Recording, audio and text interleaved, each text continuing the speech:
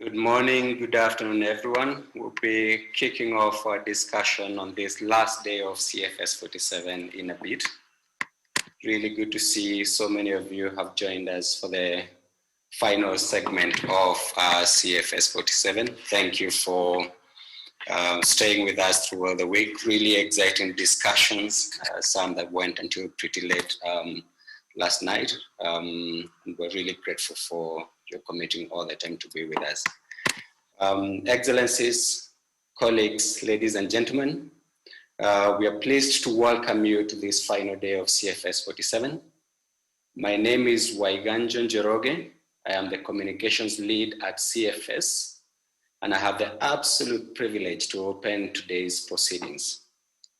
And before we jump straight into it, allow me to recap some ground rules, although we know this pretty well. We have all become Zoom citizens.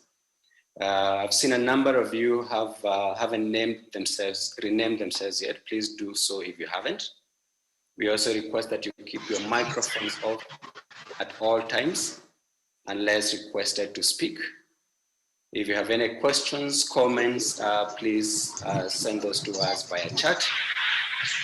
And lastly, if you want to take the floor, please raise your hand and we'll give you the floor.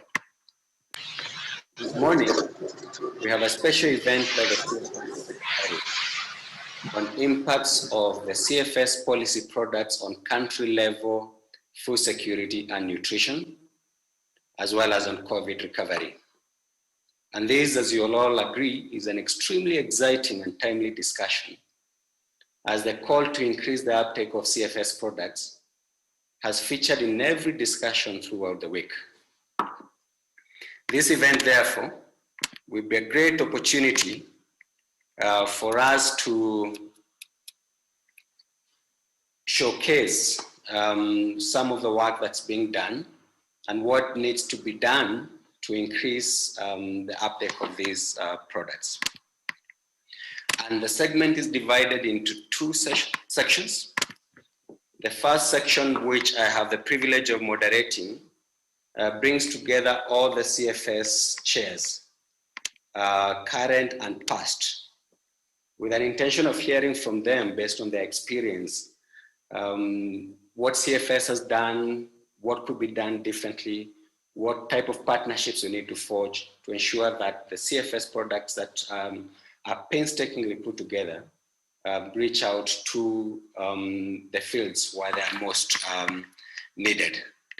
The second segment will be moderated by my boss and the CFS Secretary, Chris Hegadon, and we'll be looking at CFS policy influence towards right to food in the context of COVID-19 resilience and recovery.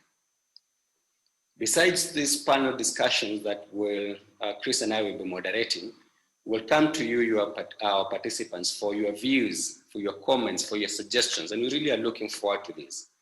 You know best, especially at the national level, where these products can be applied.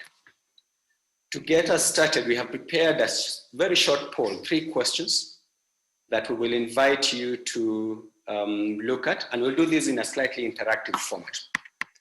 I will put the poll up, and I request that you use your phone to respond to the questions that we have displayed. I'm getting the questions up now, and I'll launch this poll in a moment. And you'll see the code that we request that you use. Just one moment. There we go. The code that you will use, my request is that you go to your phones, Google menti.com, MENTI.com.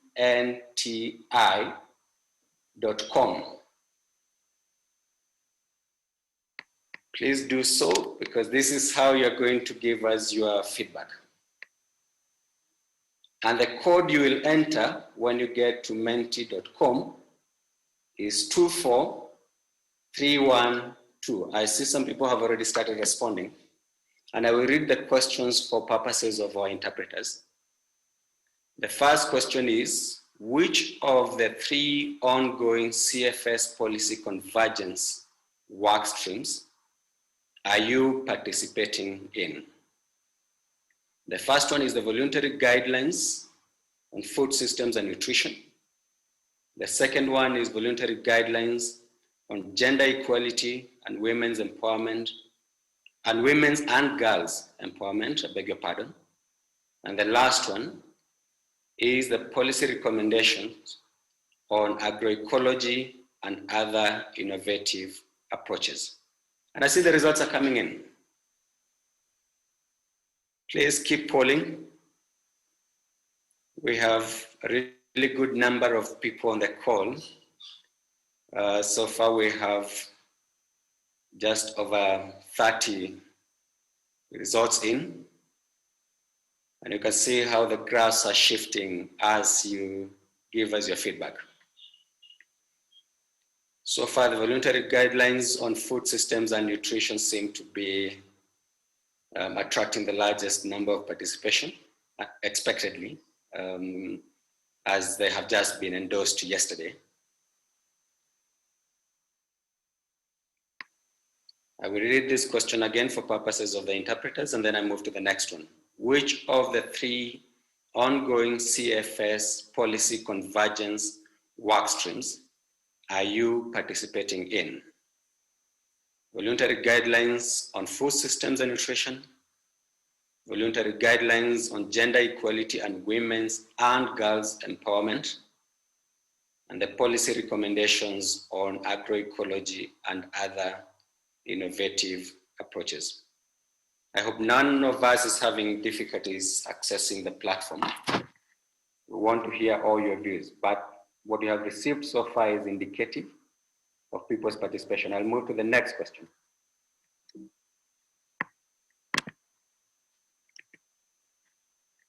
And the next question is, of the 3 ongoing CFS policy convergence processes, which will be most useful in your work? Again, just as we listed before, the policy recommendations on agroecology and other innovative approaches, voluntary guidelines on gender equality and women's and girls' empowerment, voluntary guidelines on food systems and nutrition. And the question is, we want to hear from you, which ones do you think will be most useful in your work? Food systems and nutrition occupying the biggest chunk of the pie. Agroecology and gender tied at 8 so far.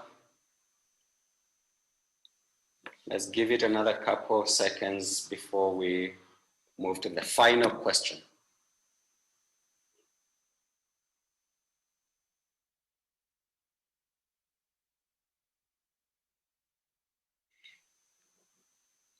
All right, I'm moving to the final question. And the question is, allow it to display on the screen. The last question is, choose one action that would increase the uptake and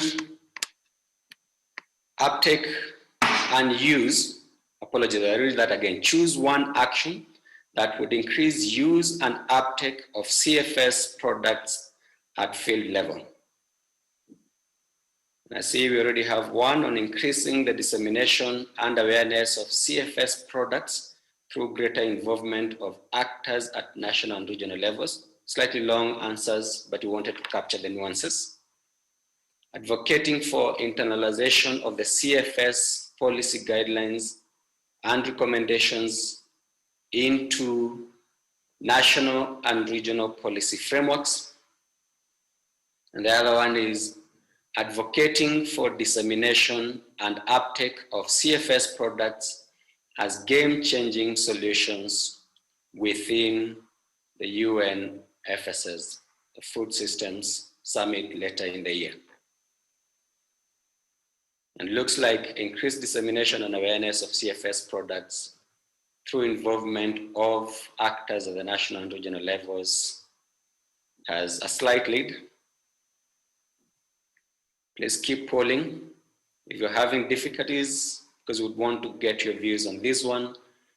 Again, the platform to go to is menti.com, is at the top of my screen.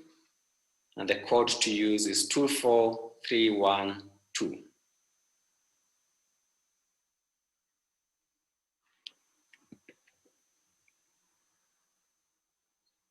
All right, we'll keep it running for a couple of seconds more and then move to the next segment of the program. Just giving the final votes an opportunity to count.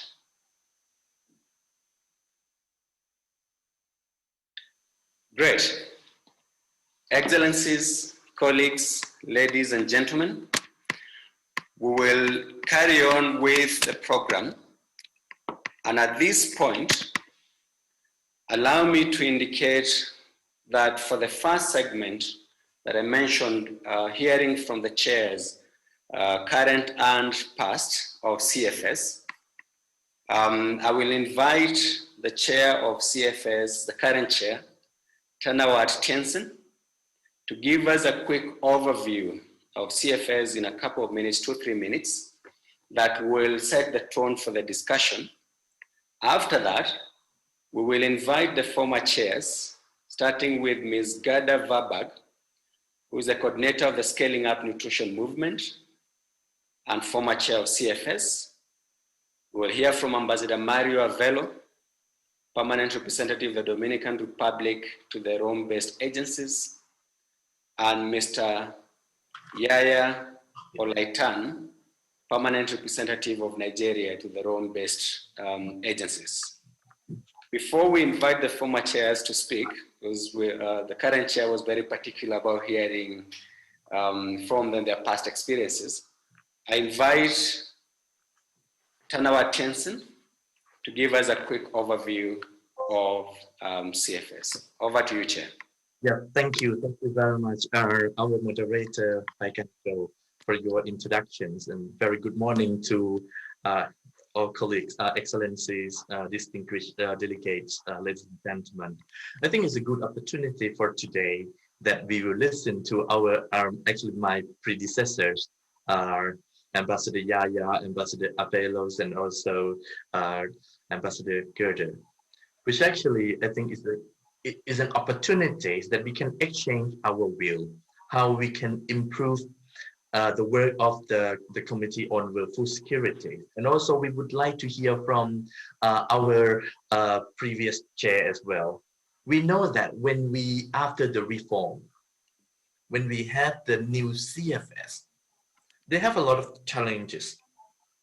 We included a private sector mechanism, we have civil society mechanisms, we have a CGIAR, bank, or financial institutions to work together in this unique platform, intergovernmental, international, through the multi-stakeholders and inclusive platform. And that's why if we want, but the platform itself, we are talking about the policy convergence. CFS is not an implementing agency, but if we want to encourage countries, other stakeholders, private sectors, civil society organizations, or even to the entire UN families to implement the policy recommendation and guidelines produced by this unique platform CFS. We need a lot of new ideas. We need a lot of innovative approach. How we can bring the policy products of CFS to be implemented at the country level, at the local level, in order to create the global impact.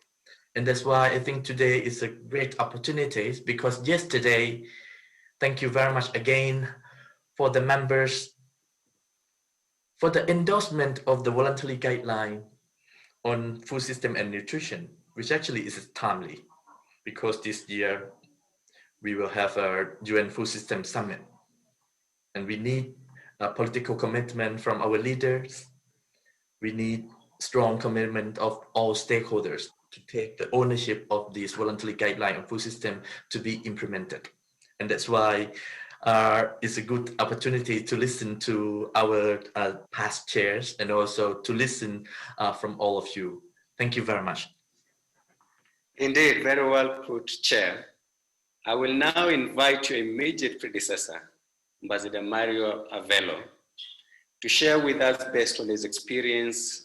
He's extremely engaged in the work of CFS, even after he left the chairmanship as a bureau member.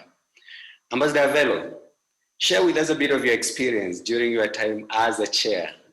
What are some of those nuggets that you want to share on things that we need to do differently to increase the uptake of CFS products? Over to you, sir.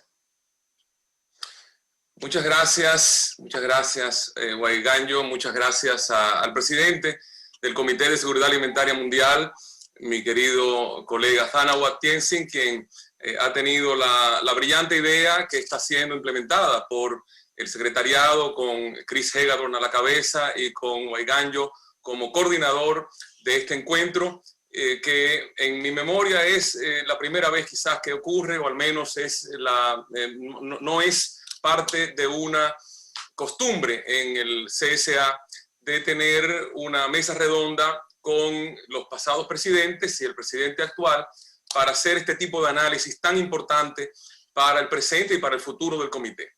En mi experiencia, que afortunadamente se remonta a el CSA pre-reforma, puesto que llegué a Roma antes de la reforma y participé muy activamente en ella. Luego me tocó la responsabilidad de presidir el comité. Esto me permite tener una, no diría una cosmovisión, pero sí un arco visual amplio que me pone en me da la responsabilidad de compartir esta experiencia con todos los participantes, los miembros, los observadores del comité y con todos quienes nos están siguiendo a lo ancho y largo del mundo. No hay que inventarse la rueda, es el pensamiento con el que yo comenzaría. Ya hay toda una serie de estructuras en el sistema internacional. Estoy hablando en el CSA pre-reforma, es decir, el CSA ya era en ese momento un comité intergubernamental donde se debatían las cuestiones, se estudiaba y se debatía todas las cuestiones relativas a crear políticas coherentes para luchar contra el hambre y la malnutrición. Pero ¿qué sucede? Que la crisis financiera de 2007-2008 crea la necesidad de modificar las estructuras del CSA para hacerlo más inclusivo. Y esta es la clave. Inclusividad, inclusión, es el primer principio rector de la reforma del comité y así consta en el documento de reforma aprobado en 2009. Entonces, en el camino recorrido desde esta reforma que hace lo que nos acaba de comentar el presidente, al comité intergubernamental se suman la sociedad civil, el sector privado y todos los demás actores que él mencionó. Esto hace que a partir de ese momento el CSA crezca en legitimidad, crezca en autoridad, porque no es solo ya los gobiernos, top-down, de arriba abajo, es también, se convierte en una plataforma amplia, inclusiva. La inclusión es la palabra clave. Ahora, lo que hace el CSA es recomendar, dar directrices, recomendaciones de políticas. Todo un proceso muy complicado que agotaría todo el tiempo que Waiganjo me va a dejar hablar comentando sobre estos detalles. Sí voy a subrayar lo siguiente. Cuando tenemos una labor inclusiva, cuando tenemos un resultado donde se han escuchado a todos los actores relevantes, los diseñadores y hacedores de políticas, pero también a todos los que sobre el terreno van a estar actuando en pro de estas recomendaciones, lo que estamos creando es todo un sistema soft, un sistema suave de derecho internacional aspiracional, por supuesto, pero también que tiene consecuencias prácticas. Todo a partir del derecho a la alimentación. Estas son las primeras directrices que emanaron del CSA en 2004, pre-reforma. Entonces, Waiganjo ha hecho un ejercicio muy interesante, y con esto voy a terminar mi breve exposición, un ejercicio muy interesante preguntando a los participantes aquí cuáles son las directrices y las recomendaciones que entienden más importantes y cuáles son los procedimientos y los procesos, las modalidades que entienden que son más válidas. Entonces, yo diría, sin por supuesto hacer una crítica de lo que Waiganjo ha hecho, que es muy útil, porque hace que el ejercicio sea más interactivo, más participativo, más inclusivo. Es decir, que no estamos en un concurso de belleza. Las diferentes directrices forman parte de un cuerpo general, integral, holístico, de apoyo a los gobiernos, a los hacedores de políticas y a todos los dialogantes en la lucha contra el hambre para proceder. Un ejemplo, una de las líneas de trabajo que aprobó el programa plurianual en 2019 hasta 2023 es la de recolección y análisis de datos. Los datos son siempre áridos.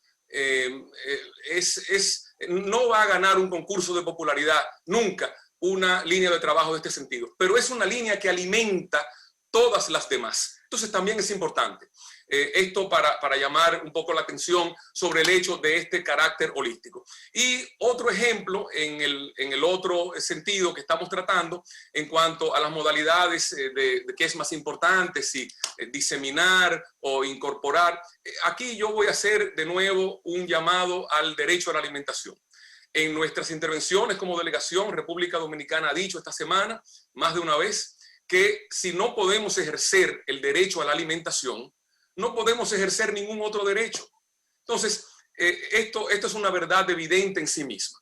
De la misma manera, si no damos a conocer el trabajo del CSA, si no diseminamos los productos de política, si no hacemos ver a todos los diseñadores y hacedores de políticas, a todos los que están involucrados en diálogos, que existe un CSA, que el CSA tiene prestigio y tiene autoridad por su carácter inclusivo, y que el CSA produce, gracias a ese carácter inclusivo, toda una serie de recomendaciones de políticas, pues entonces nunca nadie, si la gente no se entera, si los parlamentarios no se enteran, si las organizaciones que están trabajando en el terreno no se enteran de que existe este CSA y de que el prestigio y la autoridad del CSA crean estos instrumentos de política, pues entonces nunca van a ser incorporados. Es un pensamiento, una secuencia lógica que me parece importante subrayar en este momento, y de nuevo agradezco la oportunidad de expresar este análisis ante tan importante foro. Gracias. Thank you very much, Ambassador Velo. Listening to you, one can't question the passion and the energy and commitment to these issues. It's incredible. And we're really privileged to have you still available to provide your counsel, guidance, and share these experiences with CFS. I'll now move from Ambassador Velo and request Yaya Olaitan, who is a permanent representative of Nigeria to the Rome-based agencies and former CFS chair, to share his views, again, based on his experience. Are we going the right direction? What could we be doing a little different? Yeah, are you on? Yes, I'm on, moderator. Excellent. The floor is yours, sir. Good morning, Chair. Good morning, moderator. Good morning, colleagues. Thank you so much for this sustained interest in CFS. I'll start from a little bit of the beginning, not too much, because it's good to put everything in context. After the reform, I became the second chair.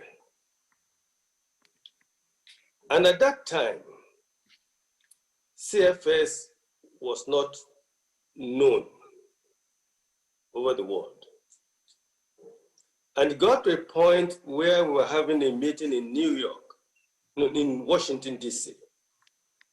And when I introduced myself, somebody asked me, the people registering, is this a new political party? And I said, no. And I told them what CFS is all about.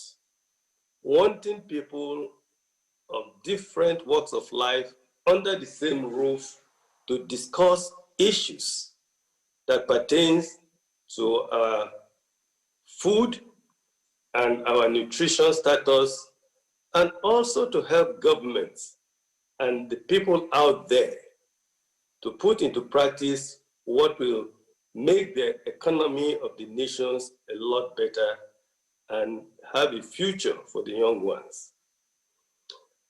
It took a while, and I must at this point thank David Nabarro, because when we saw the difficulty of even understanding what CFS is all about, he organized for me to come to New York for a lunch hour meeting with the palm reps and ambassadors there.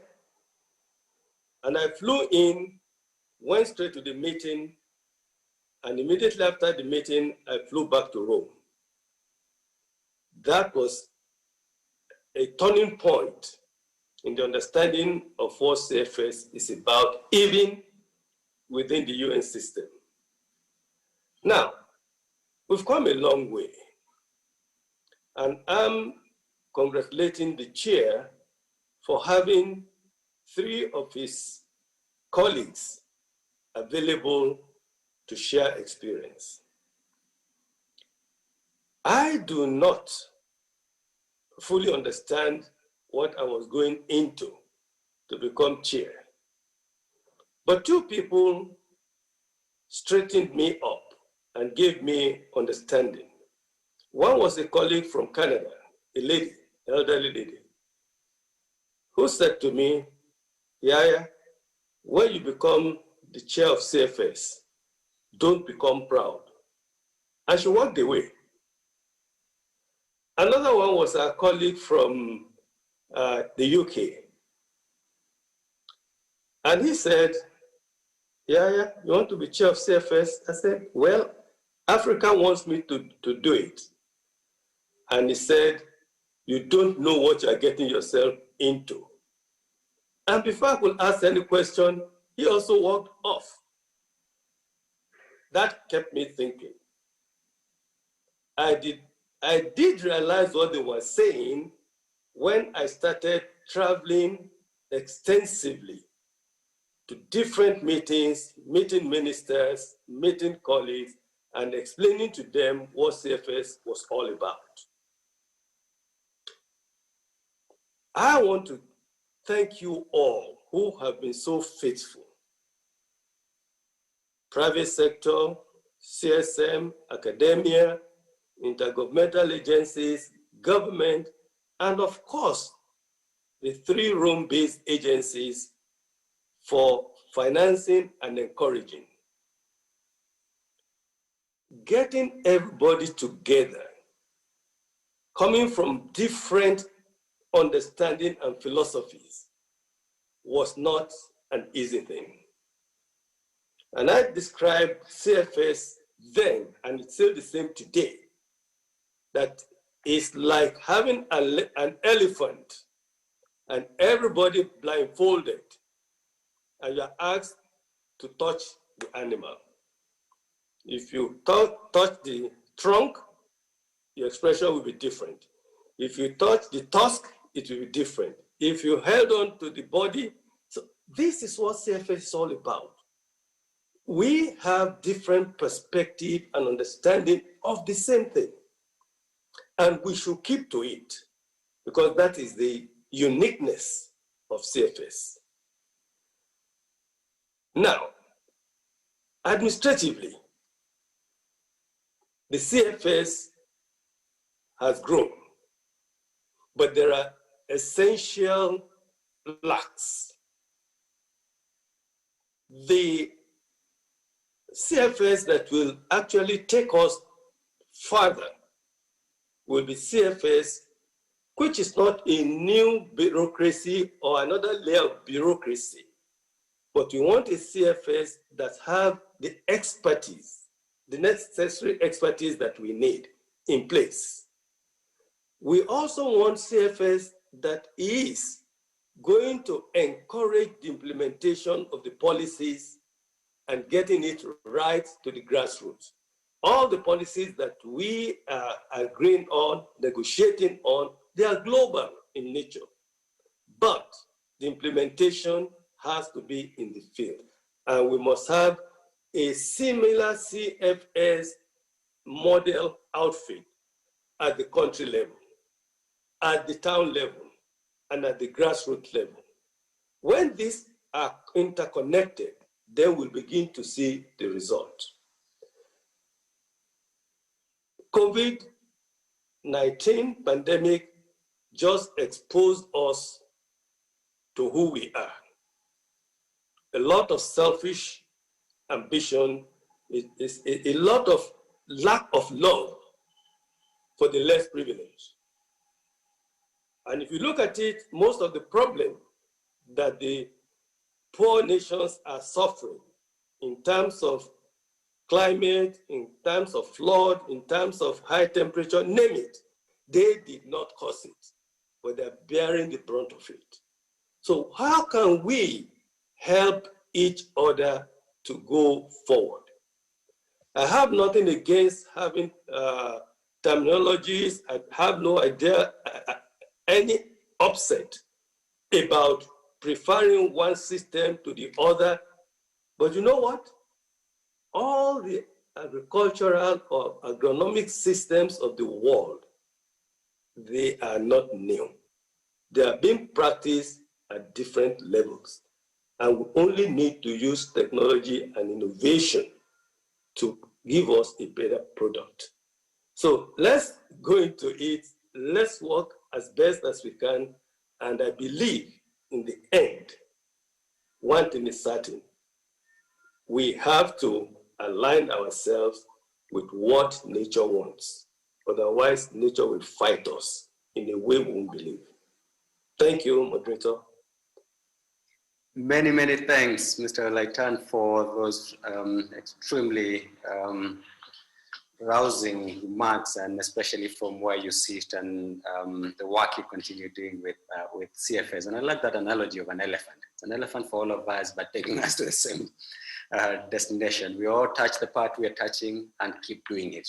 I'll now turn to Gerda Verbach, who leads a movement that's in about 62 countries, and as such occupies a really unique position, especially looking back at her time as a CFS chair. Gerda, what should we be doing to get CFS products to those 62 countries and beyond? Good morning, everyone. First of all, I would like to congratulate the CFS for approving the voluntary guidelines on food systems for nutrition, because it's a great job and it's very timely. Secondly, I'd like to salute all my co-chairs and previous chairs, and I'm looking at Ambassador Yaya, because I was his successor, and I recall that I took off my hat when I took over the gavel of the chair's position of CFS, and I would like to do the same. Ambassador Yaya, I'm missing your hat. You used to wear a hat, but I was taking off my hat, and I do it right now for all previous chairs, but also for the current chair, and for all members who are so active and so committed to the Committee on World Food Security. Having said this, I would like to think a little bit back, but also look a little bit ahead. Because Ambassador Yaya was right. CFS had to fight to find its place and space. And CFS is unique because of the wise decision, the very innovative decision already in 2008 to make the Committee on World Food Security a multi-stakeholder committee. And at that time, it was very, very, very innovative. And not everybody liked it, nor the representatives of the governments, not always the UN people. It was a strange animal or a strange part of the elephant, as Ambassador Yaya said. Let us put it this way. But it was innovative, and it is still very innovative. And I think this is something to keep in mind. However, innovation of today will be normal tomorrow and will be outdated next year. So innovation needs to be dynamic. And this is something that the CFS should think about. What do I mean? I mean that when you started the work on food systems, many of the people did not understand what it means to have a systems approach. The focus was very often on food production, on women, on land use, on whatever the important topic is or was.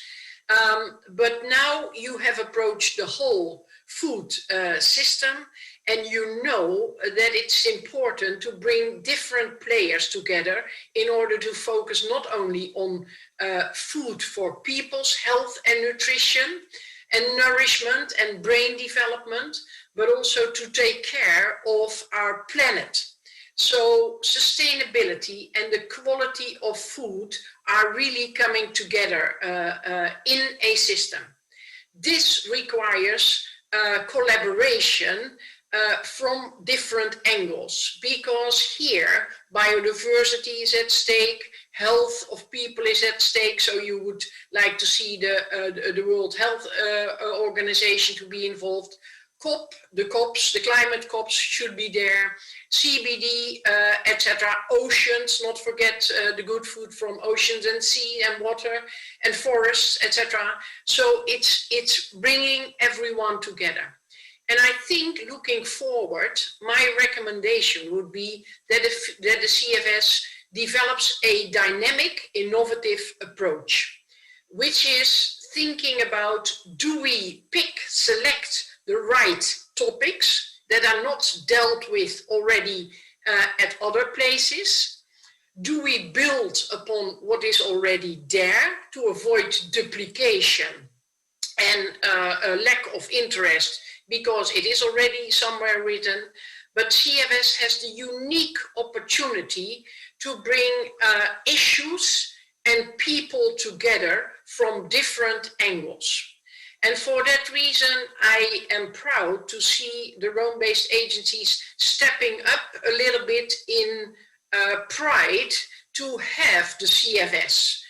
My own experience is that it's not always easy to work within the Rome-based agencies, and that CFS didn't always get the support it deserves and requires, because it's unique character.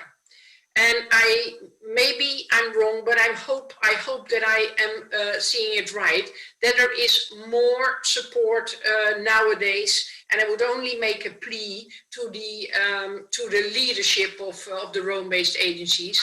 Please see the value, the added value that a multi-stakeholder platform like CFS is bringing to Rome, because it brings in the private sector, it brings in civil society.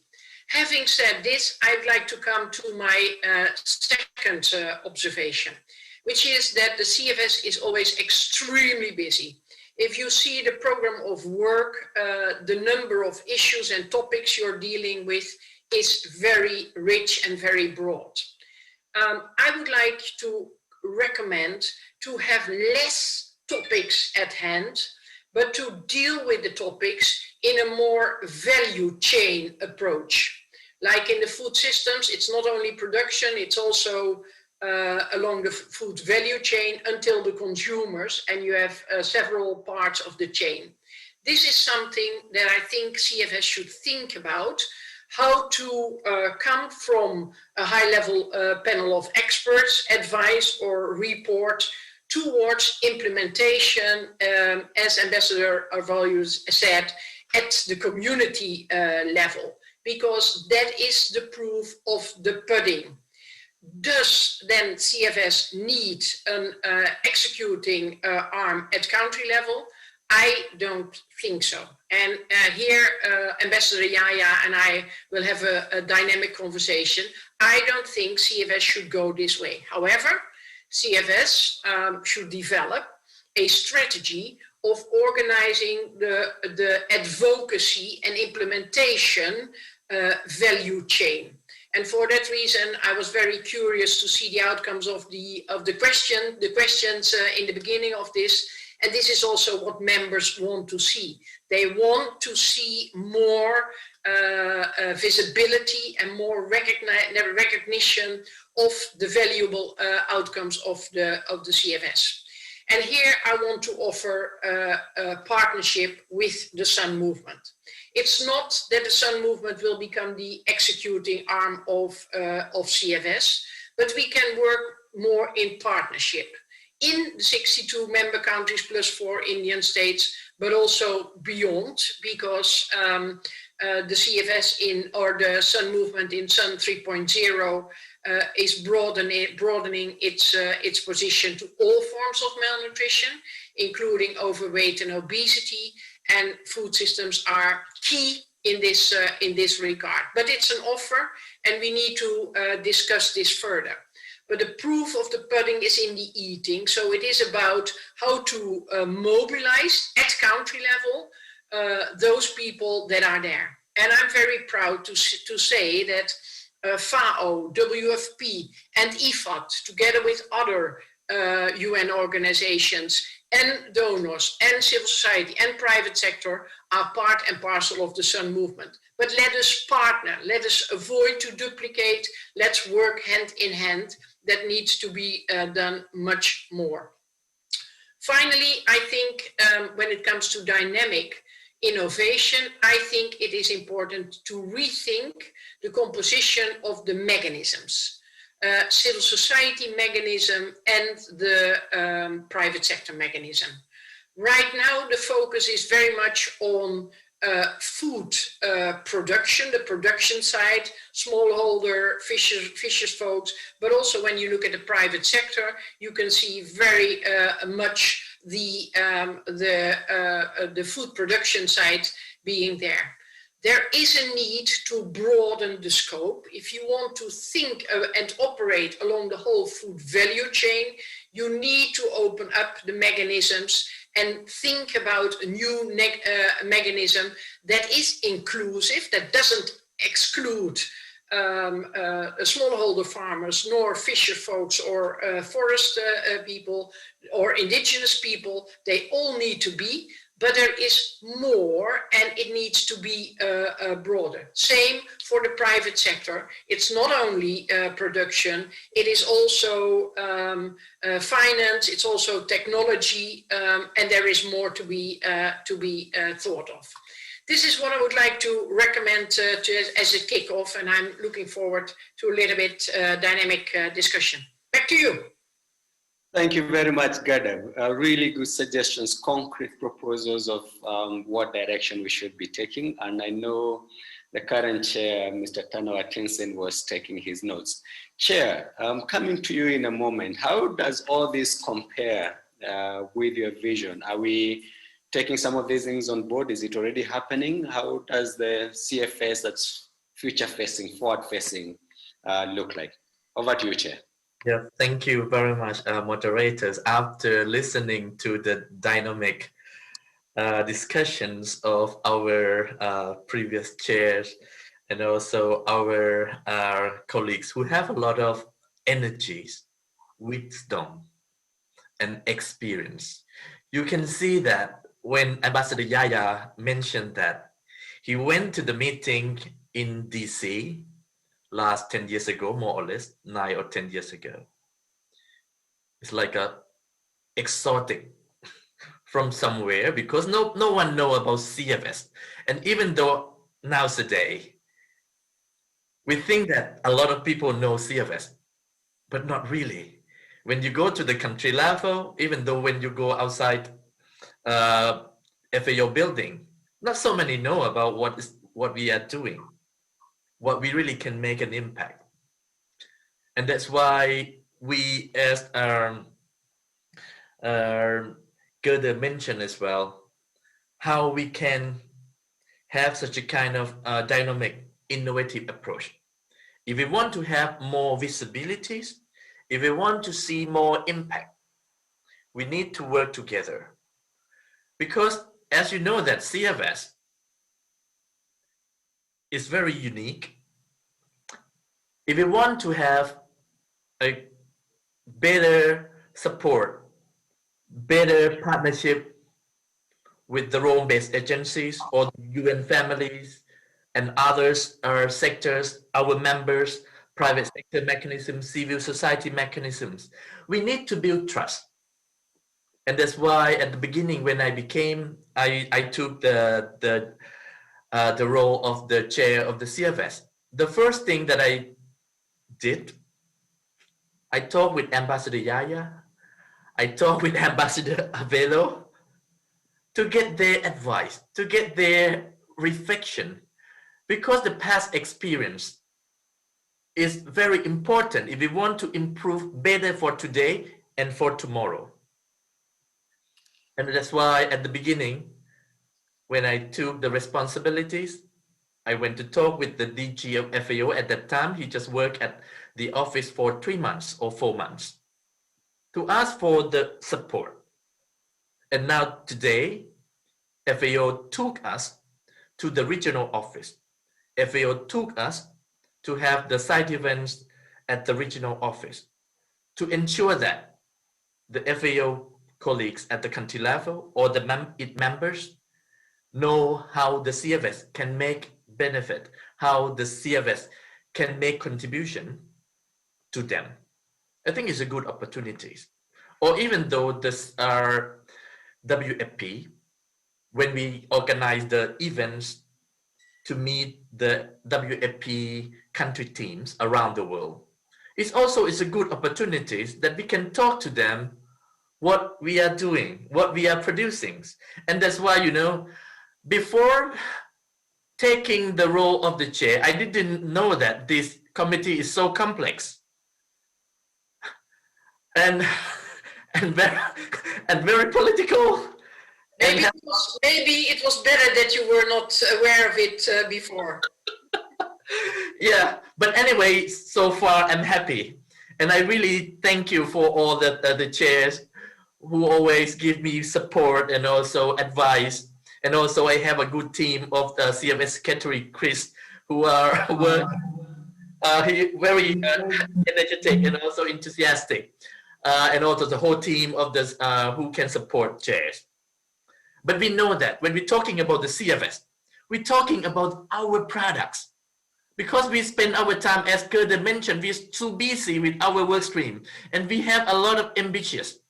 And that's why all the invitation that I got, I just took these books, all the guidelines and framework, even though some of them haven't read before, even though some of them, they got it, they just put in the bookshelf, as we know.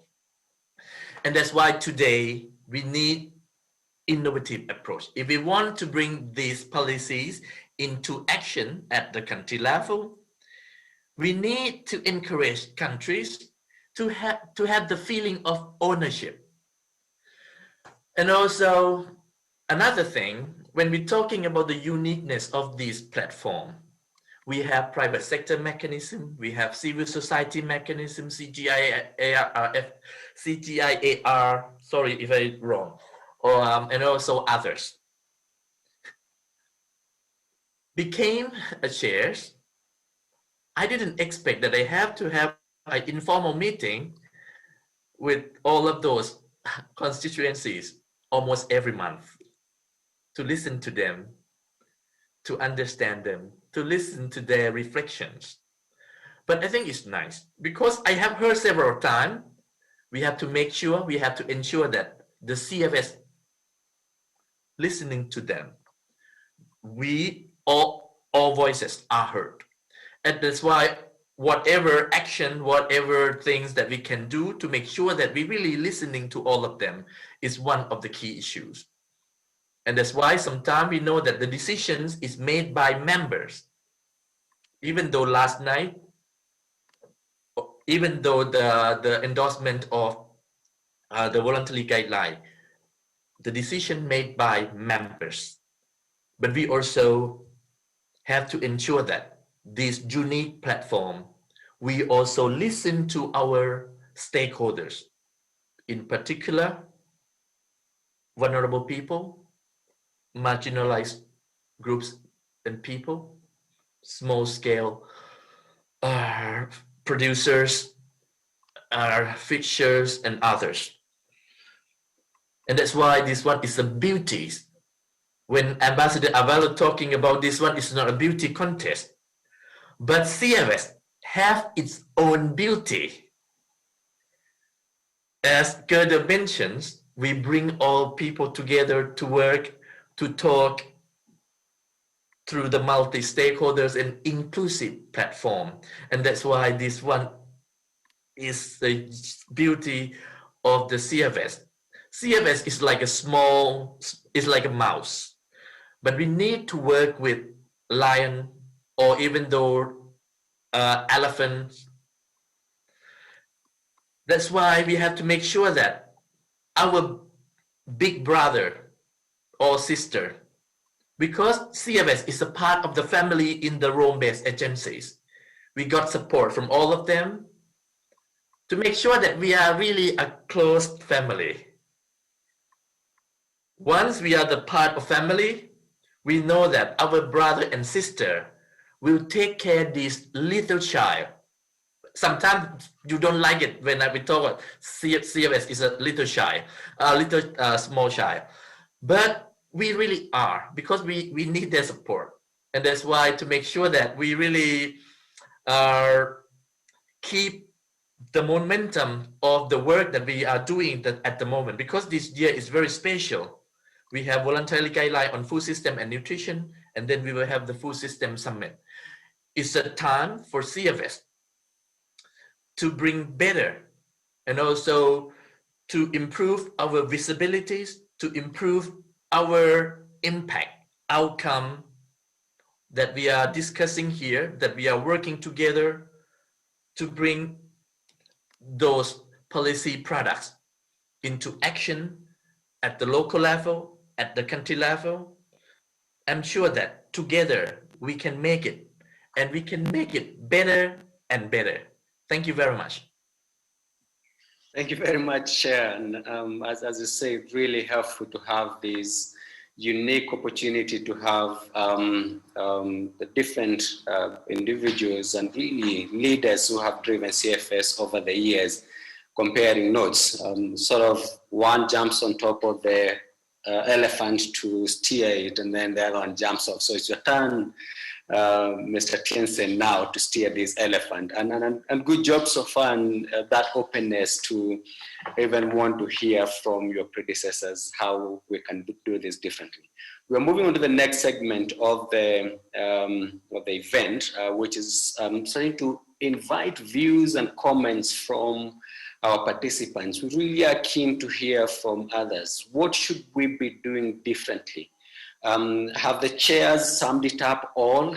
Do they have all the knowledge and information about what needs to be done? Absolutely not. We want to hear from you.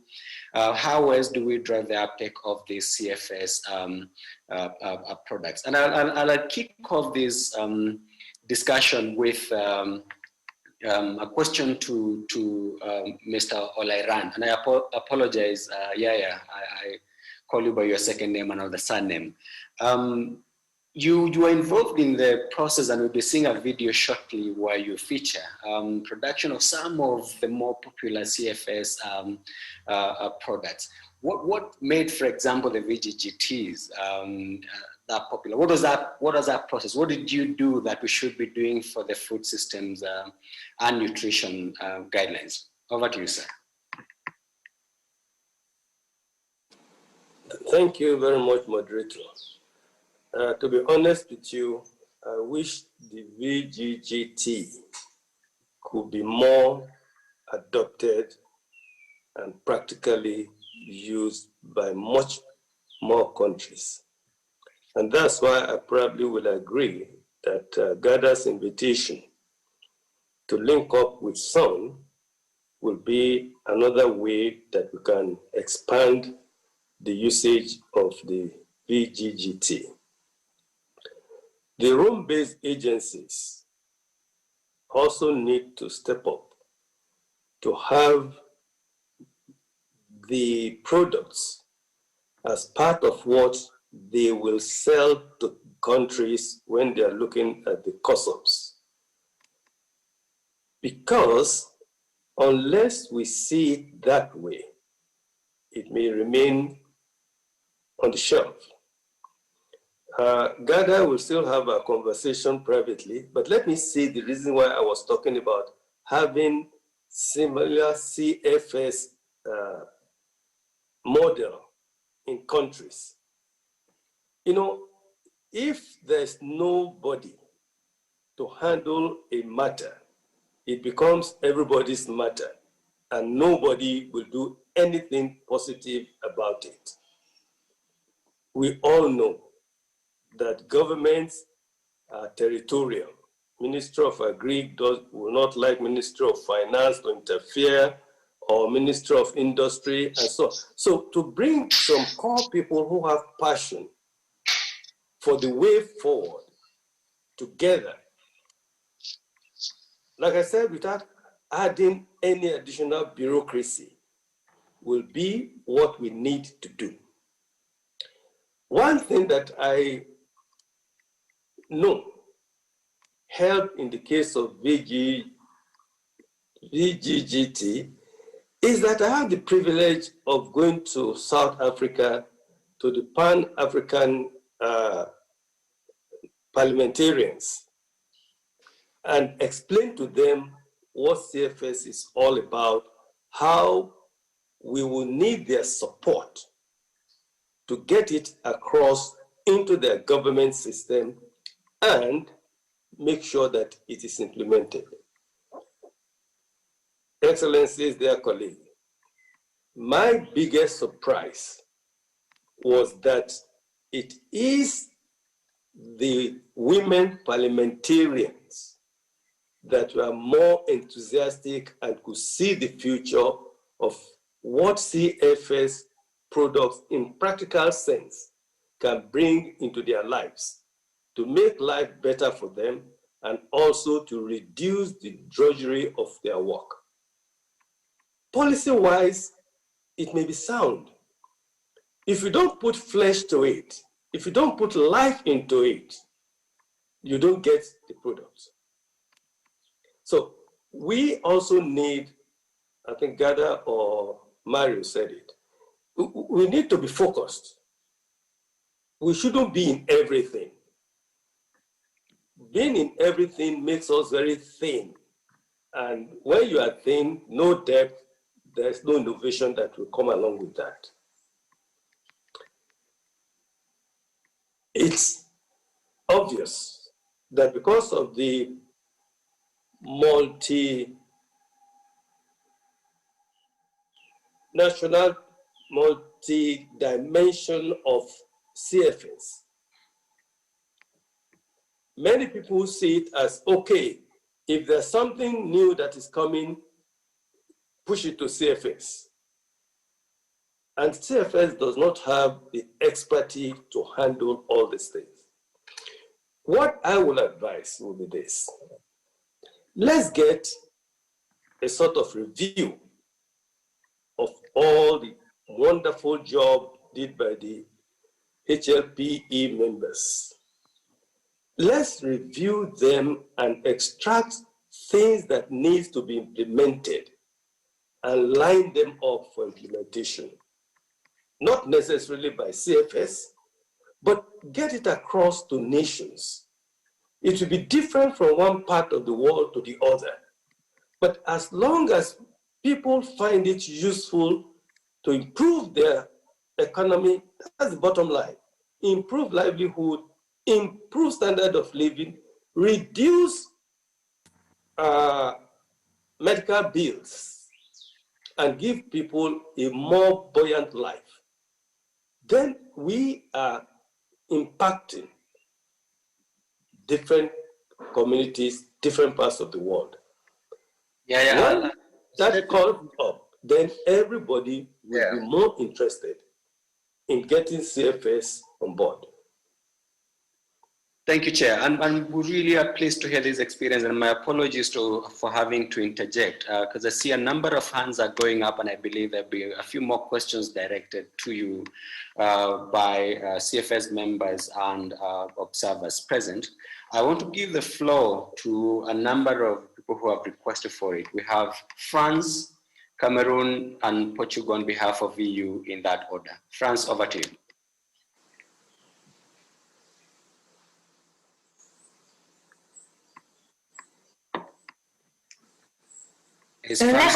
Merci, Monsieur le Président. Je vais laisser la présidence portugaise parler avant et je parlerai après. Je vous remercie.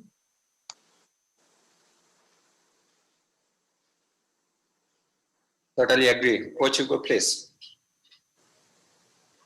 Thank you, Chair. Thank you very much. Good morning to you. Good morning to all. We are listening carefully what has been said. I am sorry, we are so absorbed in listening all the participants and learning the lessons that all of them are sharing with us, but we haven't asked for the floor.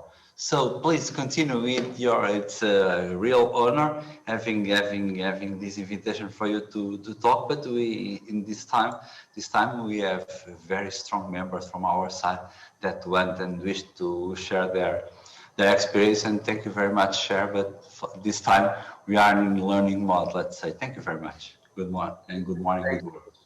Thank you very much. I'll give the floor to Cameroon, after which we'll go to Argentina.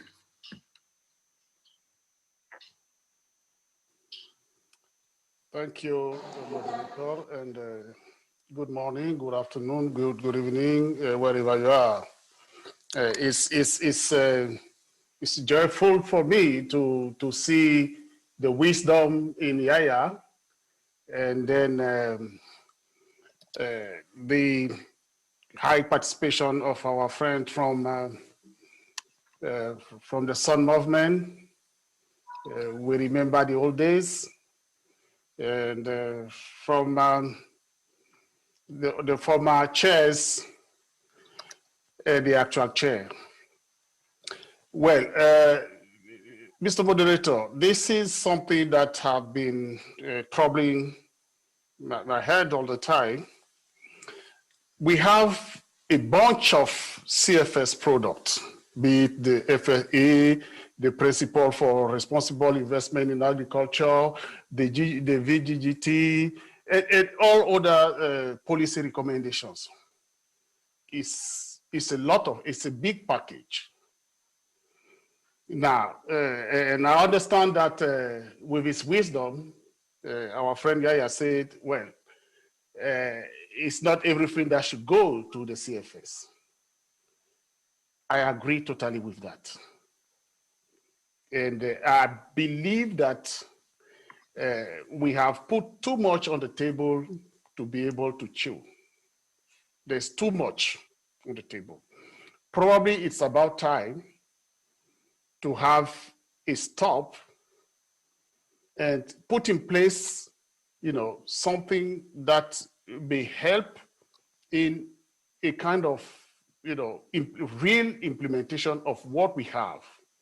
So we should stop, producing policy recommendations or anyway, I'm not making it as but I'm asking is it not wise for us, and probably Yaya or Ambassador Avelo, they can answer, is it not time now to stop producing all these things and now revisit some of those and work on their real implementation?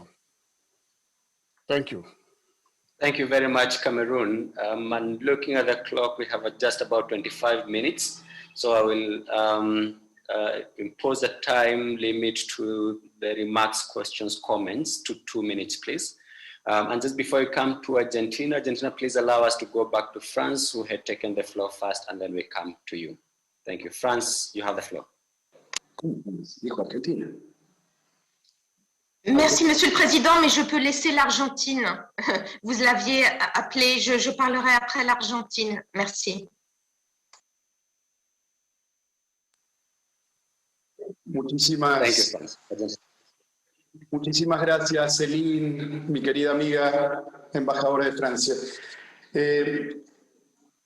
Presidente, si bien conocía el funcionamiento del CCA, esta es mi primera experiencia en participar de sus sesiones. Estoy aprendiendo mucho. Muchas gracias a todos, y a todas y a todes. Creo que la inclusividad, la posibilidad que se escuchen todas las voces, es una experiencia invalorable. Obviamente, cada voz busca tener mayor influencia en los resultados y en los productos que el CCA produce. Y obviamente, el común denominador termina siendo quizás la insatisfacción, pero la negociación multilateral que aspira a buscar consensos a través de soluciones de compromiso, a veces frágiles, pero es más valioso lograr una plataforma consensuada que cada uno pretenda imponer su propia plataforma.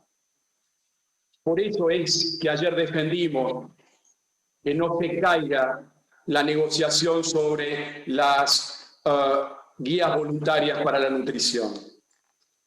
Yo quisiera poner énfasis en la necesidad de compatibilizar el rol que tiene el CCA con las estructuras intergubernamentales, que debe ser virtuosa, y los productos del CCA, de alguna manera, van logrando educar y persuadir a los gobiernos para, en acuerdo a los diferentes contextos y a las diferentes capacidades, puedan empezar a aplicarse.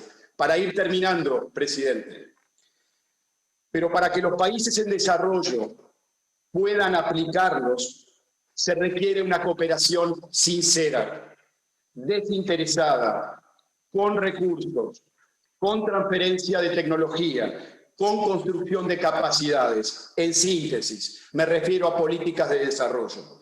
Porque de lo contrario, presidente, son documentos que muestran realidades aspiracionales muy difíciles de alcanzar para los países en desarrollo. Los que más sufren, y sobre todo con el COVID-19, con la pandemia, lo vemos claramente, son los pequeños productores, la agricultura familiar, las mujeres rurales, las mujeres indígenas, los jóvenes, los campesinos, son los que menos oportunidades tienen.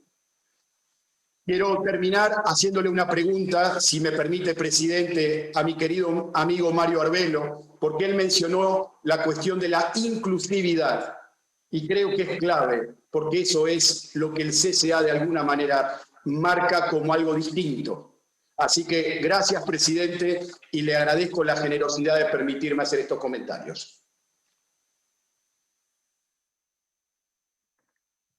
Thank you very much. Your comments are highly appreciated. We will now give the floor to France, and followed by Hungary. France, please.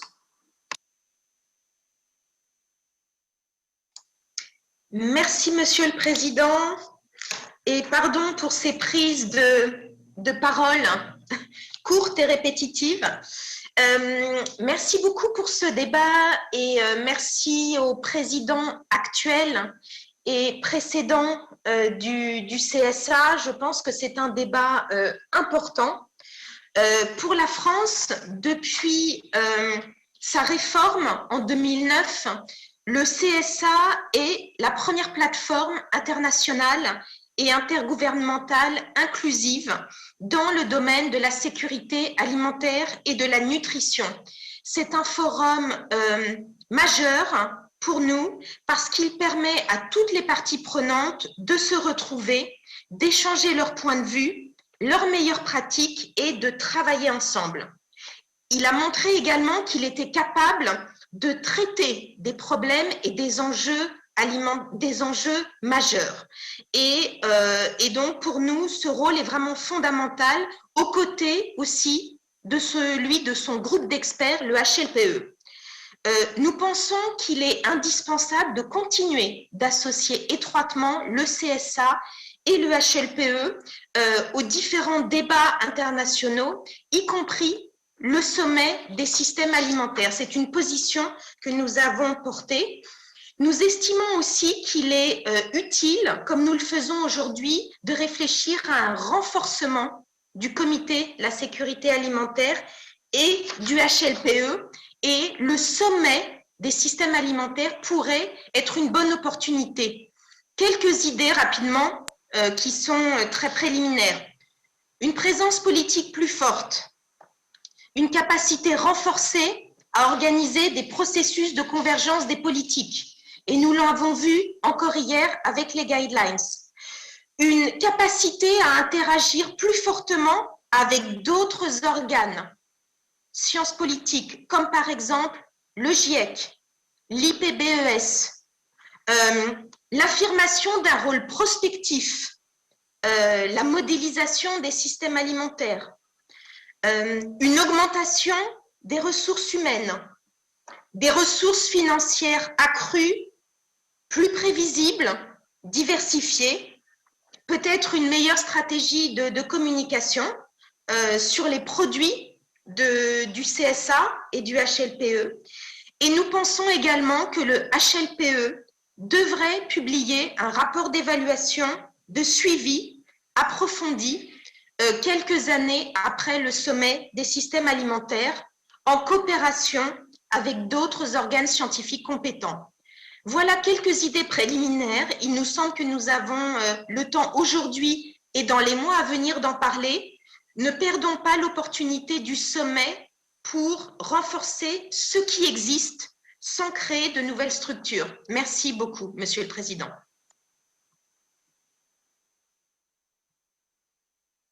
Thank you very much, Frank. We request that you share with us the statements you have made for posting on the CFS 47 webpage. And now I hand the floor to Hungary. Thank you very much, moderator. I would like to start by welcoming very much this event. I am really very happy, and it is very great to see all the previous chairs and the current chair. Yaya, Gerda, Mario, Tanabat. I can call you on your first name because I consider you friends. I have the privilege to consider you my friends. You have done an amazing job.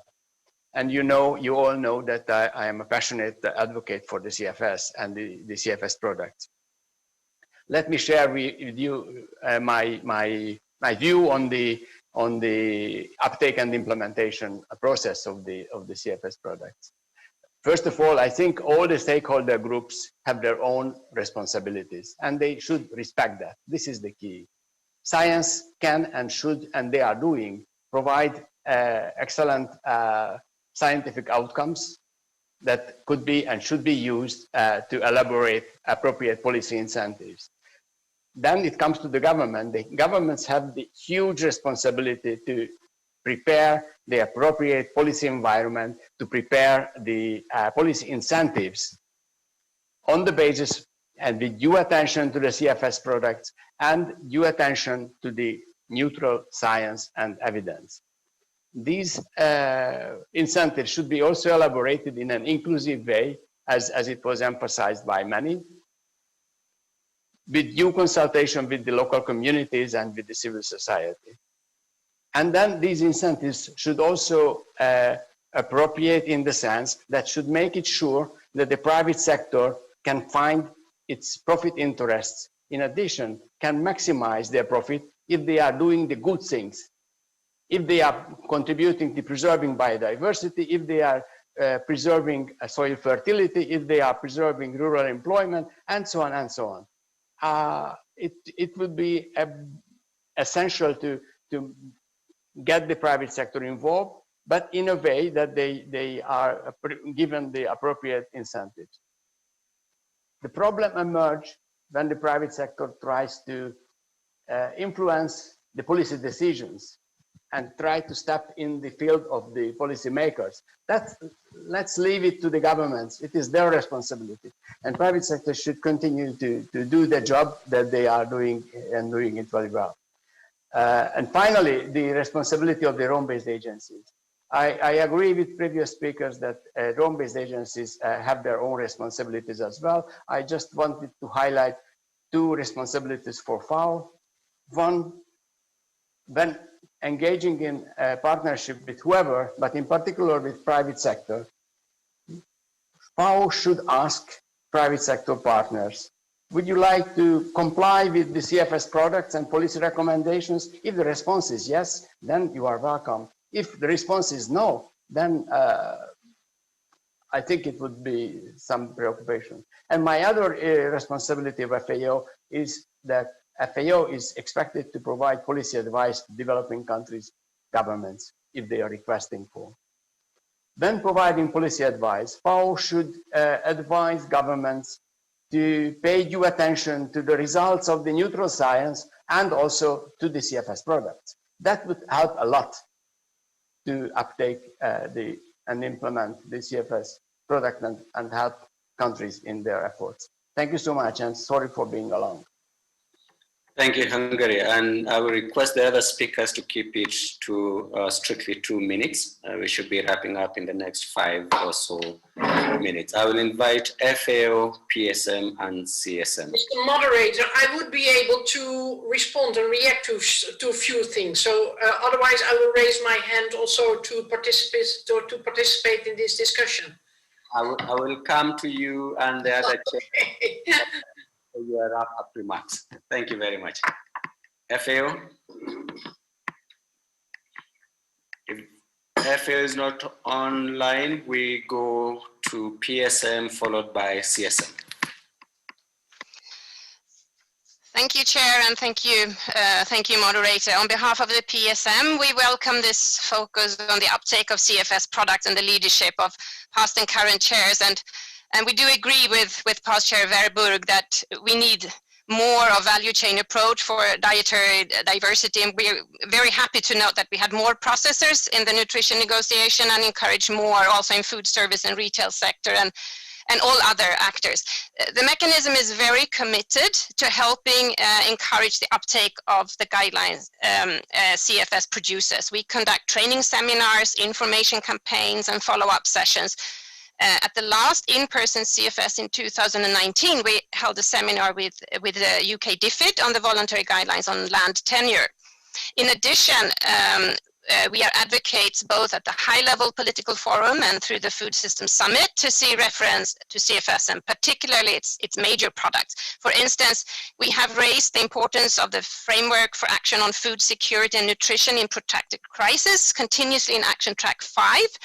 On resilience, and we encourage member states to join with us in calling for the VGGT, the RAI, and FFA to be referenced in the summit. And now, of course, we look forward to adding the new voluntary guidelines on food systems and nutrition into our calls for action.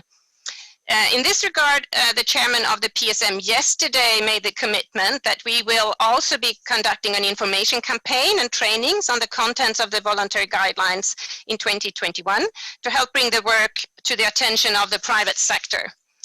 In my own work at Tetra Pak, the new voluntary guidelines will be an important tool in our continued promotion of school milk and other nutritious school food, especially in countries where this is still lacking. Finally, if I may, we encourage all actors to consider the uptake of CFS products. If we look at the VGGT, in the first instance, we are pleased that several member states have implemented land tenure systems founded on its tenets.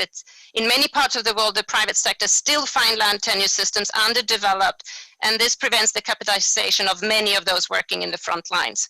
for the food systems. Of course, a key factor in promotion of all CFS guidelines is that they are concrete and actionable by the private sector, particularly at country level. And we need to have clear recommendations, but also clear processes for implementation. The how is always as important as the what. We will, of course, make sure all PSM members are fully informed about the guidelines so that they can spread this knowledge in their organizations and networks. Thank you. Thank you very much, PSM. I will now invite CSM, who will make the final intervention, and we will ask all the others to kindly send us your written comments by email, and we'll post them on the CFS 47 webpage. CSM, please, and keep it short. Thank you very much. I am a member of the CSM and a proud veteran of the CFS reform and most of its subsequent policy convergence activities. And I would like to recall, as our chair said yesterday, that the real work on CFS policy outcomes starts once they are adopted. The use, application, and monitoring of CSS policy outcomes is absolutely critical to the legitimacy of our committee. And this is particularly true for our constituencies, our 11 constituencies and communities in all regions for whom global forums are not the natural habitat. There would be no motivation for them to take the time and energy necessary and overcome the many barriers of language, time zone, format to engage in CFS negotiations if they don't produce global norms that help them defend their rights, their territories, their livelihoods on the ground. And that's why they participated so strongly in the reform of the CFS and helped to make it the inclusive human rights-based forum that distinguishes it. The external evaluation of the CFS in 2017 noted that CSM constituencies are on the front line of use and application in the field. I repeat, when these recommendations are judged to be useful, and this finding has been corroborated by all of these subsequent experiences, including the VGGT, which I may add to the points made by Yaya, has been successful also because of the quality of these guidelines. The fact that CSM was able to get many points included that are important for people on the ground, and took the trouble to translate the dry UN language into popular education materials that people could actually use to defend their struggles. Now, in 2017, we had the pleasure of organizing a major event on bringing Rome home with the support of Ambassador Amira Gores, who was then chair of the CFS and whose dedication to use and application of CFS outcomes was legendary. And we're happy to take this occasion to pay tribute to her efforts. Throughout this plenary, delegation after delegation have spoken to the extreme urgency of responding to the devastating impacts of COVID-19 and of turning this challenge into an opportunity to correct the deficiencies of food systems that are exacerbating inequalities within and among countries. And COVID has, in fact, underlined the relevance of many CFS policy outputs to addressing both the immediate impacts and contributing to the necessary radical transformation of our food systems. Let me mention only the connecting smallholders to markets, but also the many others like social protection, price volatility, water, and of course, the right to food.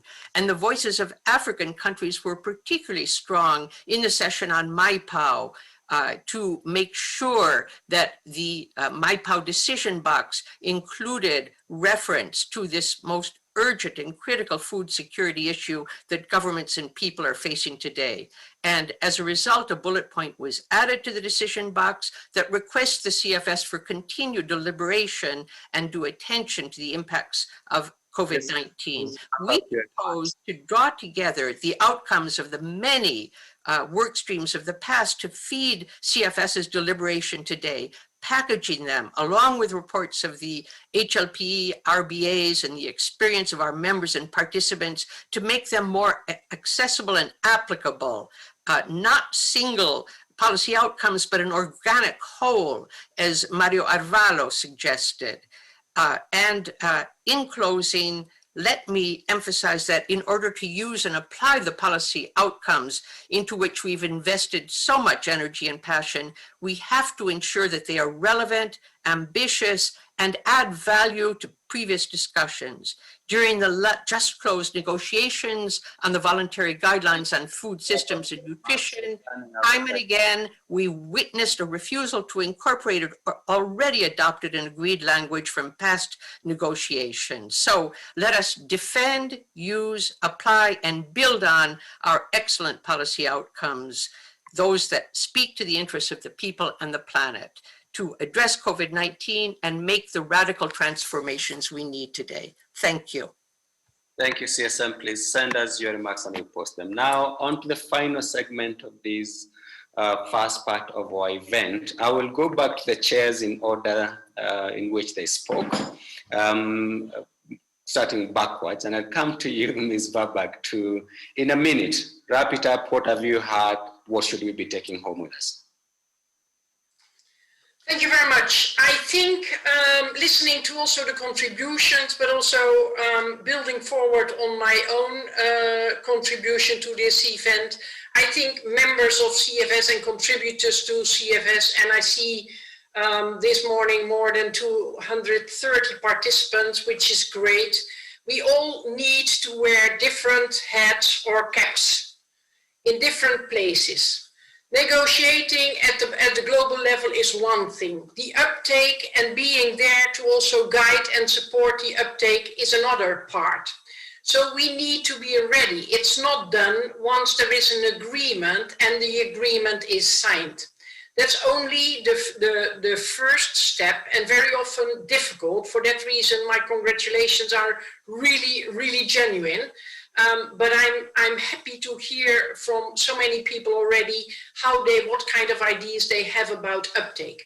It is needed, because I agree with Ambassador Yaya. The voluntary guidelines on land tenure are not used enough.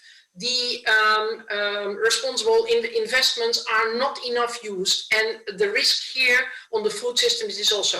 So I maintain my offer to become a concrete partner, but I also encourage everyone, once this job is done, celebrate, and then put on your other hat or cap in order to play your role, because you have authority, you are an expert, to make it happen at ground level.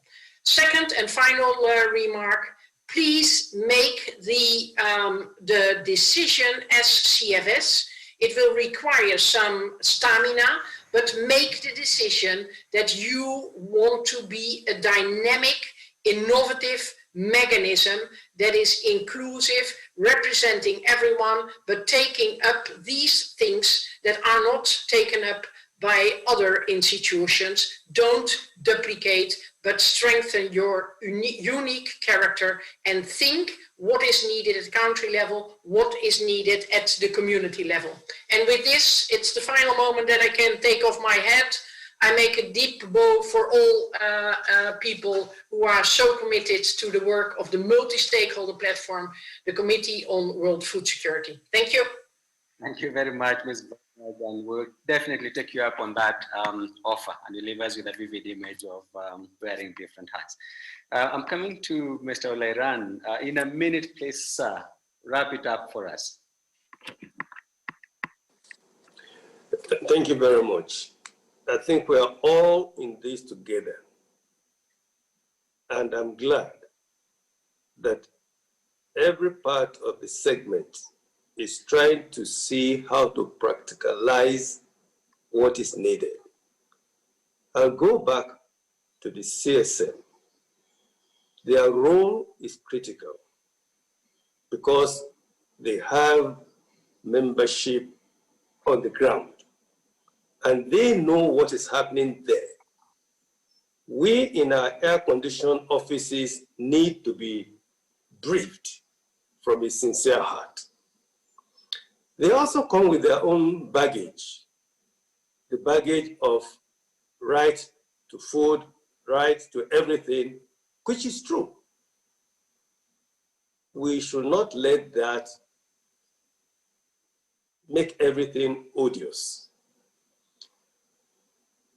For the PSM, one thing that the chair said a few days ago that I remarked on is that critical point, that part that needs to be done, educating the people, making sure that they train people to know the reason and the possible outcome of the campaign of CFS to improve lives, be it in terms of employment, be in terms of nutrition, be in terms of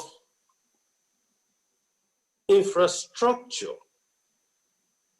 of the brain, by children being properly fed, by encouraging mothers to breastfeed, and so on. I want to say this. Let us all, in whichever parts we are in the world and the work we are doing, let's think CFS. Eat CFS, drink CFS, wake up, still dreaming CFS for action. The food summit will hum, it will go. The ceremony will go. But if we're able to take it to the individual, practical-minded people in government, outside government, the practitioners in the different facets of life, then we will be succeeding. Thank you. Thank you very much, Ambassador. And last, I'll go to Ambassador Amel and request to keep your remarks, to a minute. Muchas gracias, Waiganjo. Recibí una pregunta directa del embajador de Argentina, su intervención la apoyo por entero, sobre, y la embajadora Verburg, Gerda, se ha referido en su intervención también a este punto, y ya hemos acordado, ella y yo, vamos a integrar a Yaya, vamos a integrar a Tanawat y a todos los demás expresidentes del comité para conversar sobre este tema y tratar de aportar algo. Porque, ¿qué sucede, presidente? Tenemos un problema con la inclusión, hay que decirlo, hay que decirlo. Y esto se refleja desde el grupo asesor de la mesa. La última vez que la mesa nombró un grupo asesor fue en 2015, hace 6 años. ¿Por qué? Porque no hay acuerdo sobre cómo ampliar aquello que logramos en 2009. En 2009 no se había aprobado todavía la Agenda 2030 para el Desarrollo Sostenible. Ese solo hecho bastaría para justificar una revisión de la inclusividad en el CSA. Y es una de las conclusiones de la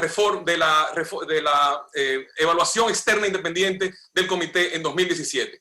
Tenemos que integrar a más agencias de Naciones Unidas. Tenemos que integrar a organizaciones financieras globales y regionales. Tenemos que integrar a toda una serie de elementos del mundo académico, organizaciones de medios. Lo que queremos es advocacy. Queremos que se conozca el comité. Tenemos que integrar a los parlamentarios, que son los que van a hacer el uptake, que son los que van a hacer realidad las recomendaciones. Tenemos que integrar organizaciones orientadas a la acción, organizaciones basadas en la fe, organizaciones intergubernamentales regionales, a los innovadores, a los amigos del CSA. Hay una larga lista. Yo voy a compartir en el chat del Zoom el documento que preparé en septiembre de 2018 como presidente para la discusión de la mesa. Los mecanismos tienen que ser renovados.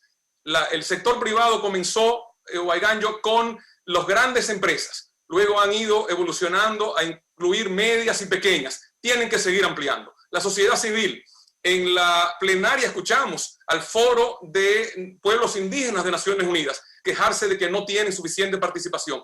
Todos sabemos que no hay una representación adecuada de agricultores y de campesinos. Entonces, todos estos temas tienen que ser llevados al seno del CSA y mi delegación va a plantear que este tema sea discutido en la plenaria de octubre, porque esto se ha escapado de las manos de la mesa no está en condiciones de resolver este tema y la inclusión es, como lo dijo la reforma, el primer principio rector del nuevo CSA.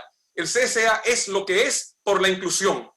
Si el CSA excluye, deja de serlo. Deja de ser un actor en la lucha contra el hambre y todas las formas de malnutrición. Gracias.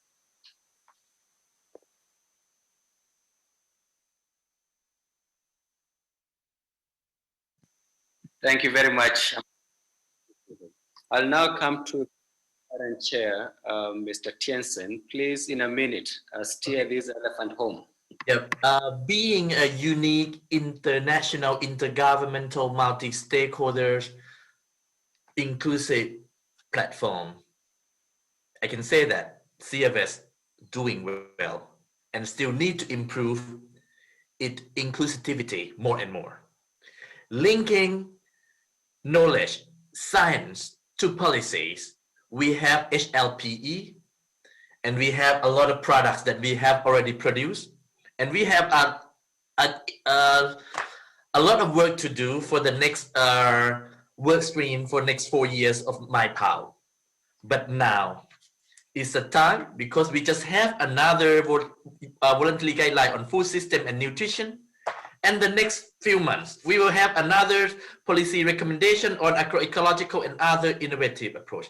We are lacking behind in terms of promoting, monitoring the uptake and implementation, and that's why we need to do more on this to create the impact at the local level and at the country level, and together we can make it to build better. Thank you very much.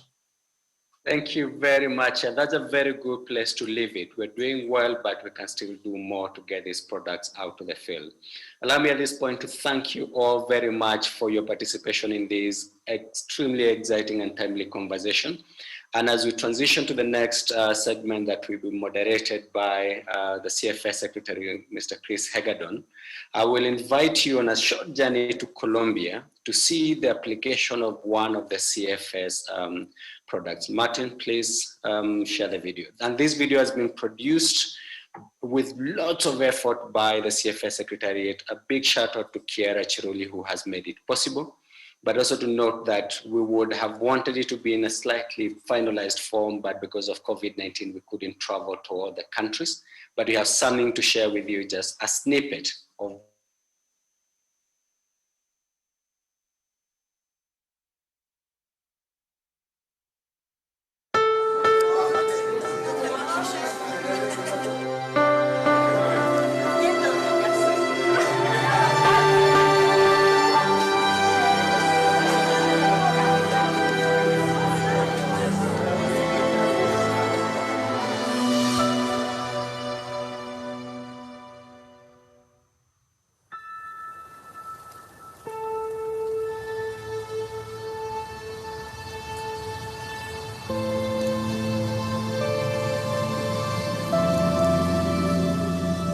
Los Montes de María es una de las zonas, fue una de las zonas donde la presencia de paramilitares y guerrilleros destruyó totalmente las comunidades, destruyó las familias.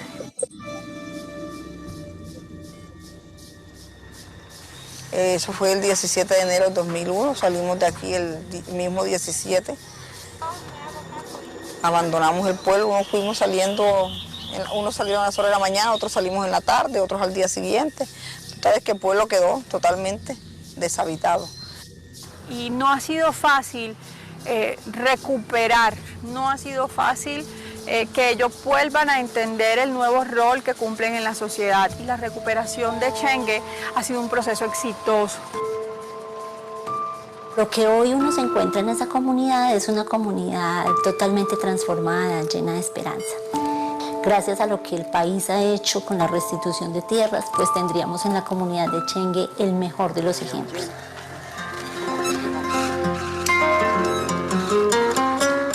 Llega restitución de tierra y en un convenio con la FAO nos traen este hermoso proyecto. Los proyectos de apicultura y en común acuerdo con la comunidad llegamos a traer el proyecto de las abejas.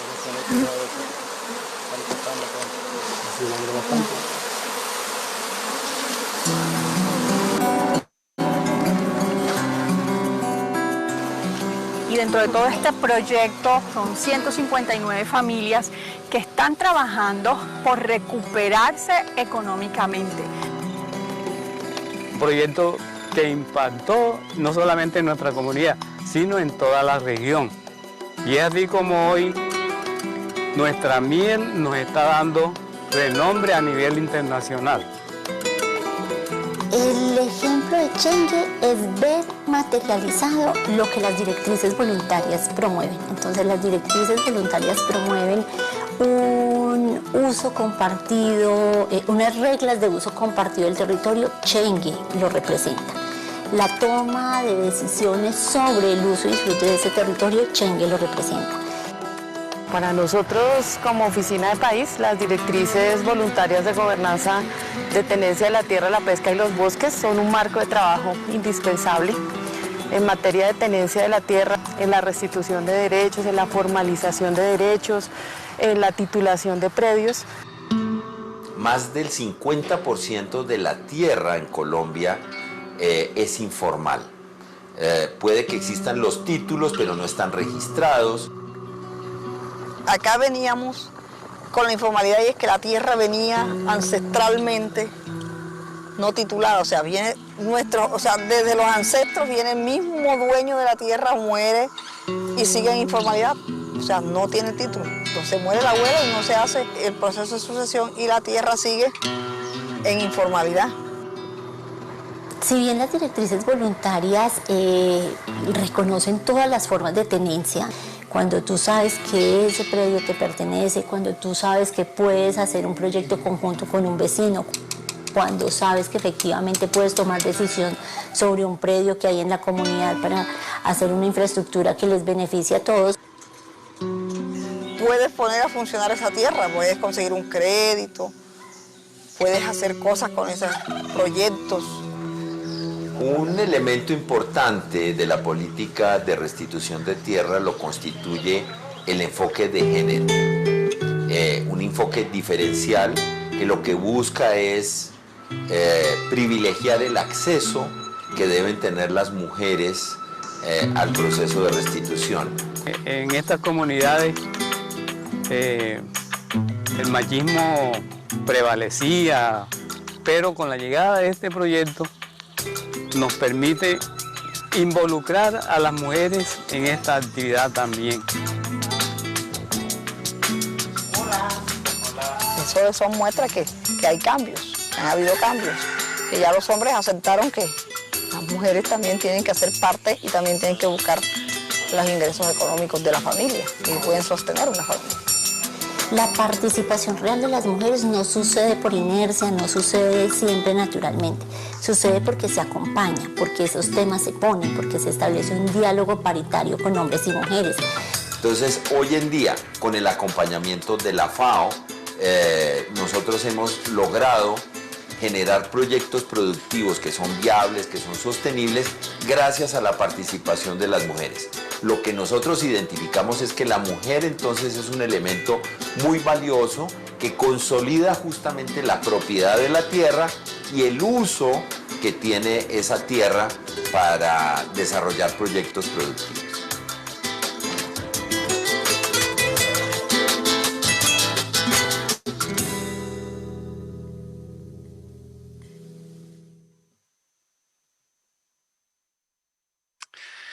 Fantastic. Good morning. I hope you all liked the video reflecting one of our most important products. I'm Chris Hagedorn, CFS Secretary, and you'll be seeing more when we finish this video and more on the topic of land tenure. In this part of our special events, we're a bit behind, so we'll move quickly. We will examine how CFS can strengthen its impacts outside of Rome, beyond meetings among stakeholders, to genuinely drive policy progress on SDG 2, in line with the CFS vision. So no one disputes that CFS is unique, reformed in 2009 to be the UN system's foremost inclusive international and intergovernmental platform for stakeholders to work together on food security and nutrition for all. We remember, though, that in 2017, the evaluation of CFS pointed to shortcomings with the weak interconnectivity between Rome and the field. between negotiation of our policy instruments and their application at regional, country, and local levels. So we need to do more. We need to count on the diplomats who are negotiating these documents to make sure that their home country governments are informed and using those documents. And we need all members and advisors to take responsibility for promoting awareness, advocating our products amongst local authorities, and we need development agencies and donors to synthesize those products within their projects. The private sector and civil society, of course, have a huge part to play in uptake and utilization. We appreciate efforts from both. In the meantime, CFS has tremendous assets which we need to maximize. Now, one such unique asset is the high-level panel of experts, the CFS HLPE. And CFS has done well to optimize the HLPE, using its evidence-based products to systematically inform and support CFS policy, convergence, and coherence work. So we will highlight today their work on COVID-19 response and recovery, with a special focus on progressively realizing the right to adequate food. The COVID-19 crisis has laid bare the fragilities of our food systems and underlined the need for immediate transformative reforms. In this context, the CFS HLP report number 15, Building a Global Narrative Towards 2030, and their issue papers on the impacts of COVID-19 on food security and nutrition illustrate vividly the role CFS plays in articulating conceptual issues and policy options for transforming our food systems and making them more equitable and resilient. The COVID-19 pandemic is a wake-up call for all of us. We either respond by reshaping the way we manage our global system, or we risk failing in our efforts to end hunger and malnutrition in all its forms. So let's hear the views from our distinguished panel today. Joining us are the CFS high-level panel of experts steering committee chairperson, Mr. Martin Cole. We also have the UN Secretary General's Special Envoy for the 2021 Food Systems Summit, Dr. Agnes Kalibata, as well as the UN Special Rapporteur on the Right to Food, Michael Fakhri. I will ask them each to give brief opening remarks, after which we will open the conversation to all. To kick off this discussion, well, we'll come back. You've seen the poll results in the chat, and so I point you to those, and we will circulate those by email and on our CFS website. So, Martin Cole, would you please walk us through the HLPE's issue paper on COVID-19 and its impacts? Over to you. Thank you, Chris. Distinguished delegates, it's a pleasure to join this discussion. We quite often reflect in the HLPE that we're walking on the shoulders of giants, and certainly that last session we just had with the previous chairs of CFS certainly had that feel to it. I don't think any of us here really knew, a year ago when we had the first session between us, when we launched the first issue paper back in March, a year or so ago. I don't think any of us realized that where we'd be with COVID-19. It's been such an unprecedented and unknown kind of event, as we've seen second and third waves roll out across the pandemic. Both the HLP report that Chris referenced in terms of global narrative and the issue paper on COVID-19 called for a stronger role for CFS in coordinating global food security policy as an international policy response to food security of COVID-19. And the focus of the CFS as a key body in food security and nutritional governance, I think can ensure that, and we always take this focus within our reports, in the center of it is the human right to food, needs to stay in the center of international policy for food security and nutrition. And this, of course, especially this current issue with COVID-19 has taught us the importance for that.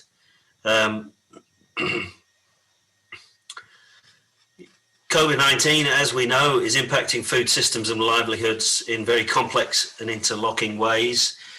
We actually took a session of the steering committee of the HLP with its various membership from around the world to kind of take stock of where we're up to. And you're seeing, many different, but some similarities as the pandemic plays out in different parts of the world. Many countries are see the food insecurity and poverty situation deteriorate, with people who used to be just above the poverty line now becoming poor due to the loss of jobs. In some countries, sectors like the tourism sector has collapsed, affecting livelihoods of millions of people, and fall in demand. This has meant a fall in demand of food and fresh produce. We're seeing that small to medium scale enterprise have been hit particularly hard in this respect. Overall, the agriculture sector, I think, has really proven to be overall resilient. We know that certain aspects of agriculture and food processing, though, have also been hotspots for virus transmission, such as in high labour environments, meat packing and processing plants. One, I think, concerning development is the move to start testing for COVID-19 on food products, despite the fact there's no epidemiological evidence for food as a vehicle for transmission. We need to make sure that this stays relevant to the risk, and that doesn't impact trade in its own right. In some countries, such as Jordan as an example, the COVID-19 crisis has actually driven increased attention to the sector, to the agriculture sector, and to food systems, and this is really because of the need, the importance of continuing produce to produce and distribute food even during the lockdowns. So some positive aspects, COVID-19 has certainly highlighted the importance of food security and the importance of having a resilient food supply. We've certainly seen that the evolution of the socioeconomic aspects of the pandemic has shown that the crisis has really further exacerbated inequalities. So when we looked at the moving on, we're both within the Global Narrative paper and the Issues paper, we took in earnest the aspects of agency and sustainability, which we are suggesting we need to add within the context of food security. We took the theory of change around those four main policy areas, and we're finding more and more that the global narrative really is a good context and a framework to really look at different issues. In terms of just very quickly, Chris, in terms of just to highlight some of the recommendations that came out of the Issues paper, which are still very relevant around the world. We need to implement more robust targeted social protection mechanisms to improve access to healthy and nutritious food. Ensure better protections for vulnerable and marginalised food system workers and farmers. Provide better protections for countries that depend on food imports. Strengthen and coordinate policy responses to the pandemic, and to support more diverse and resilient distribution systems. And finally, to support more resilient food production systems based on agroecology and other sustainable forms of food production. Just in terms of the, kind of the context of COVID-19, it certainly has been a wake-up call, as other speakers have said. We have certainly, both HLP and CFS have shown that we can respond quickly and move quickly and provide very important high-level policy advice in the event of a crisis. I would say just, kind of building on the past discussion, I think, we've made amazing progress in our understanding in the last 10 years in food security, and we've moved to a food systems understanding. But if the last 10 years have really been about, kind of getting consensus on what needs to happen and the complexity of the system, really the next 10 years needs to be strengthening CFS and also accelerating the implementation of the policy measures. Thank you very much, Chris. Fantastic, Martin. And yes, congratulations to you, the other 14 members of the steering committee, for that rapid response on COVID. It was precisely what was needed, and the thoughtful, the real thoughtful response that came out of that original paper in March and the follow-up paper, and what we know we will see more of from you is much appreciated. So I'd like to ask Agnes Kalabata. She is with us. We know how busy she is getting prepared for the UN Food Systems Summit, both the pre-summit in July and this summit itself in September. Agnes, you know CFS very well now, having met with the CFS chair last February, having engaged with the various constituencies of CFS, and you know what we do and what we were set up to do and reformed to do in 2009. Given this huge task you have, as you see it, what's the role of CFS in this summit, and what do you think how do you think our platform and our products can best be used in transforming food systems? Please, Doctor, over to you.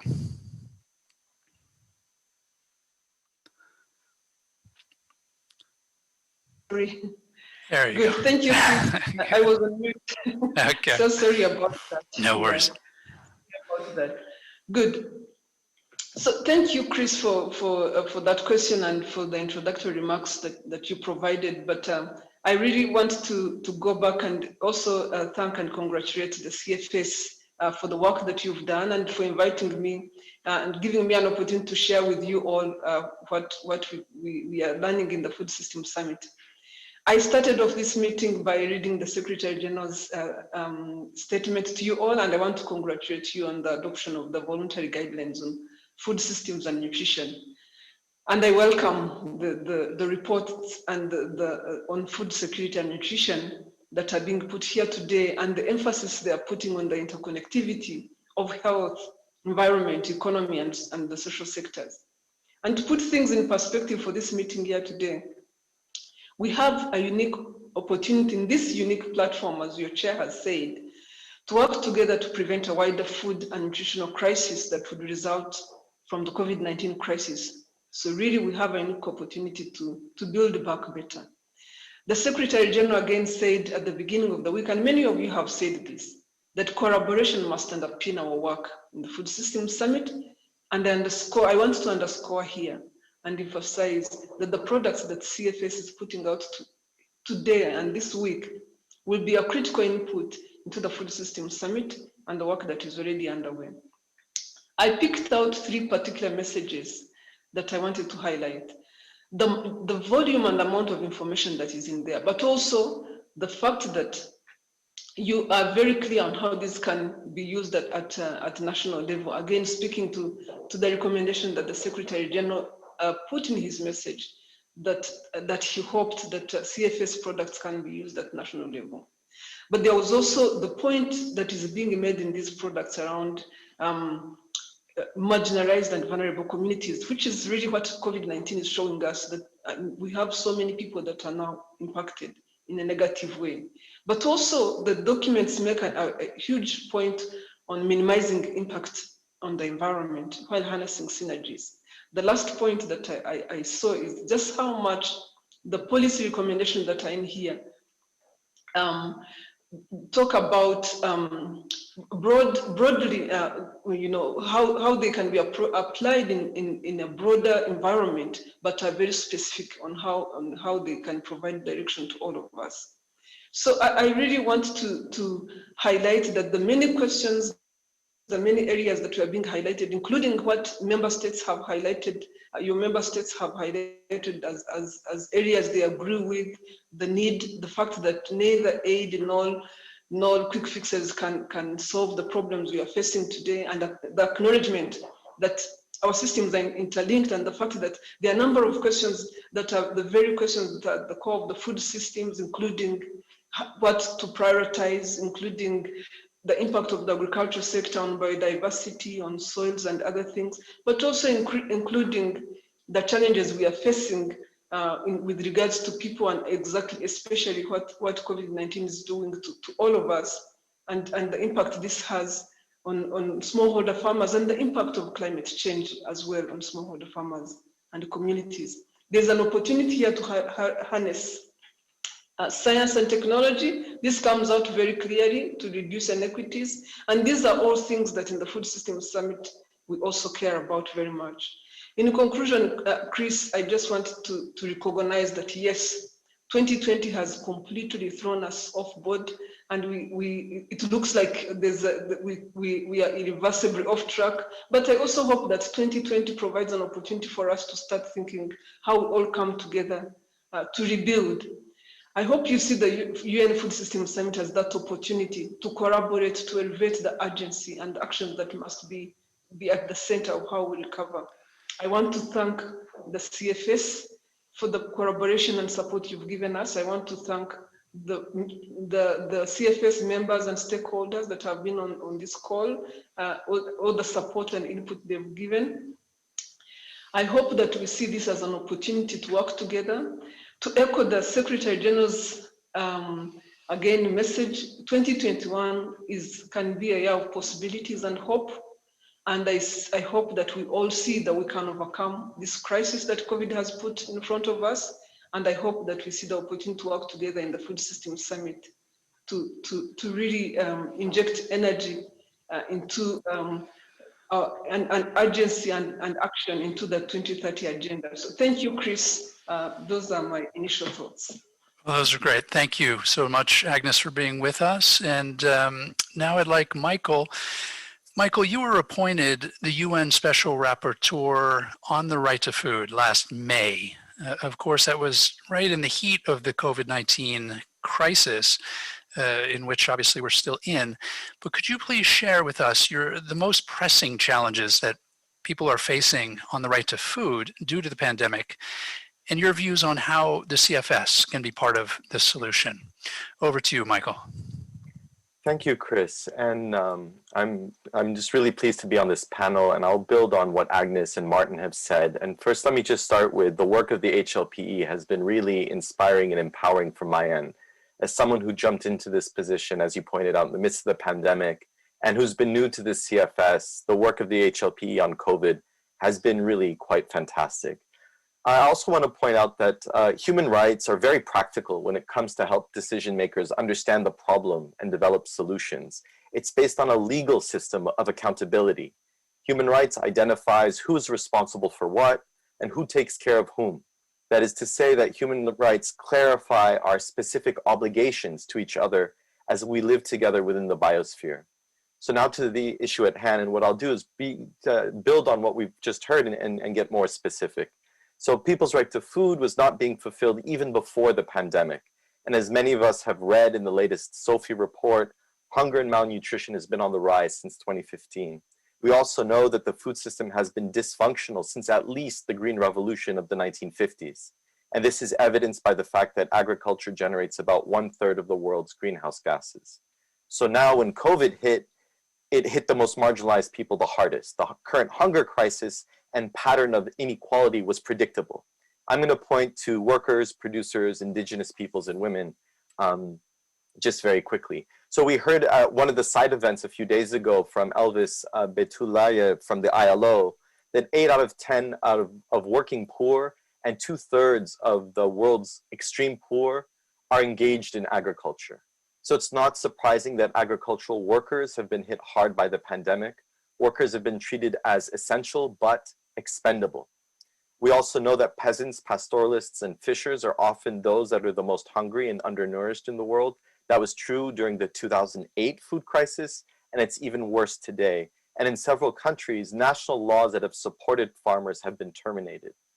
Moreover, indigenous peoples, peasants, and pastoralists are worried about their access to land and territory, as land grabbing is on the rise. What happens in a crisis is those with money start to buy up more property.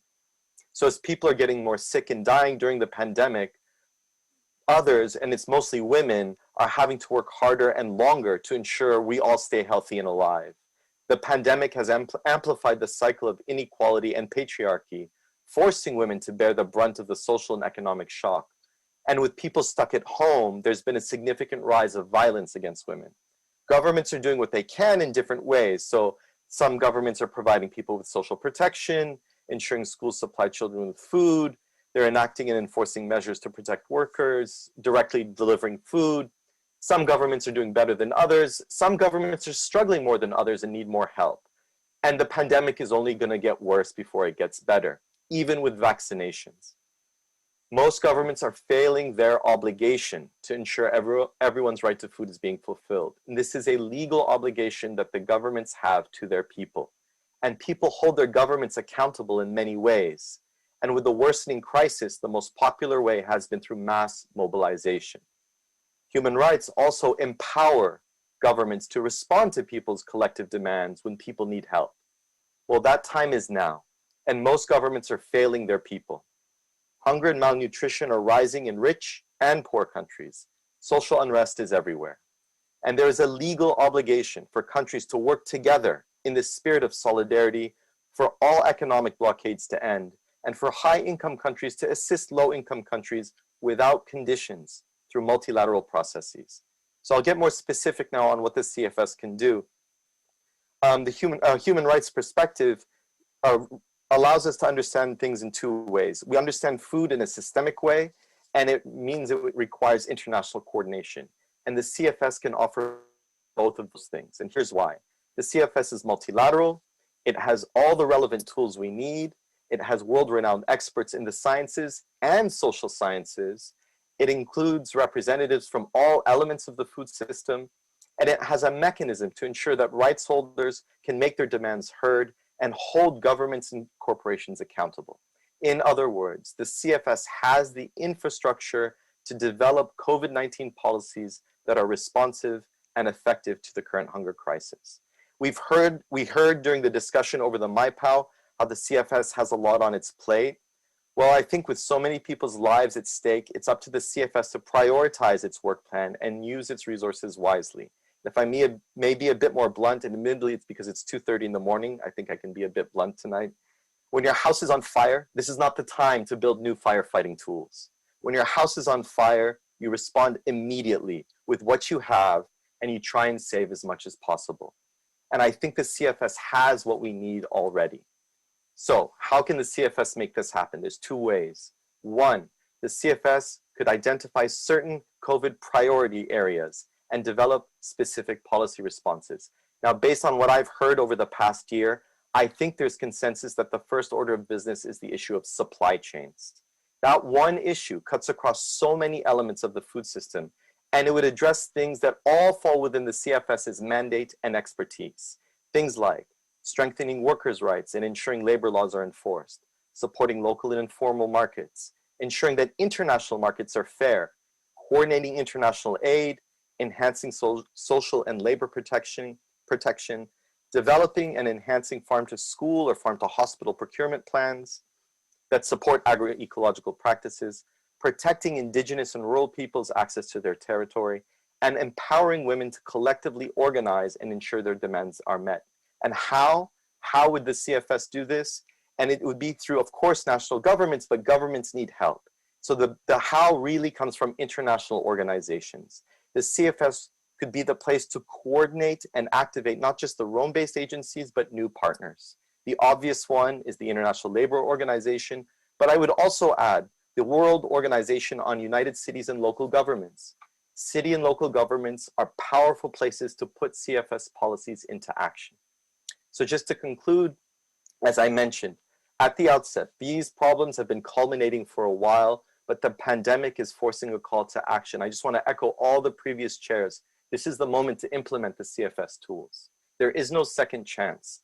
If after the pandemic, the world is more unequal, if the number of hungry and malnourished is even higher, then that will have shown that the CFS made the wrong choices and will have failed at its core mandate.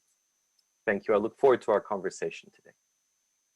Michael, thank you. Appreciate the thoughtful, perhaps even provocative comments, but certainly heartfelt. And thank you for being up at 2 in the morning, was it? Anyway, sounded great. So look, this is meant to be an open conversation. It is meant to seek views from the stakeholders of CFS. We have the CFS chair, we have bureau members, we have participants, and we have 244 people online. This is a topic that could go on for hours and days and weeks. It is important. It goes to the very heart of what CFS is and what it does. So I'd like to ask, please raise your hands if you have a question or comment. I would ask that you make those questions or comments within a minute if possible. I'll step in and let you know. We have a little under an hour, about 50 minutes. So at least we get the conversation started. And we'll ask that written remarks also be shared, and we'll put those on the CFS website. But again, this is a hugely complex topic. I point you to the CFS webpage. On the very front page, you'll see at the top banner a button to click that says COVID-19, and it highlights all the work that was done, including the HLP issues paper that Martin described on COVID, all the meetings that we had, the chair's summaries, the op-eds, and all the work that we've done so far to address those very real concerns outlined by Michael, Agnes, and Martin. So I recognize the ambassador of the Netherlands. Hans, would you please take the floor, and 1 minute if you could. Thank you very much, Chris, and thank you very much for the panel for their insights and their remarks. And as the chair of the Open-Ended Working Group, which successfully delivered the voluntary guidelines on food systems and nutrition, I would like to specifically address what was said by Agnes Kalibat. Good morning or good afternoon, Agnes. It's good to see you. I think COVID-19 has plunged the world into one of the deepest crises in the last decades. We see how disastrous the results are. So I think I was impressed by your remarks, sending a message of hope, a message of action with the World Food System Summit.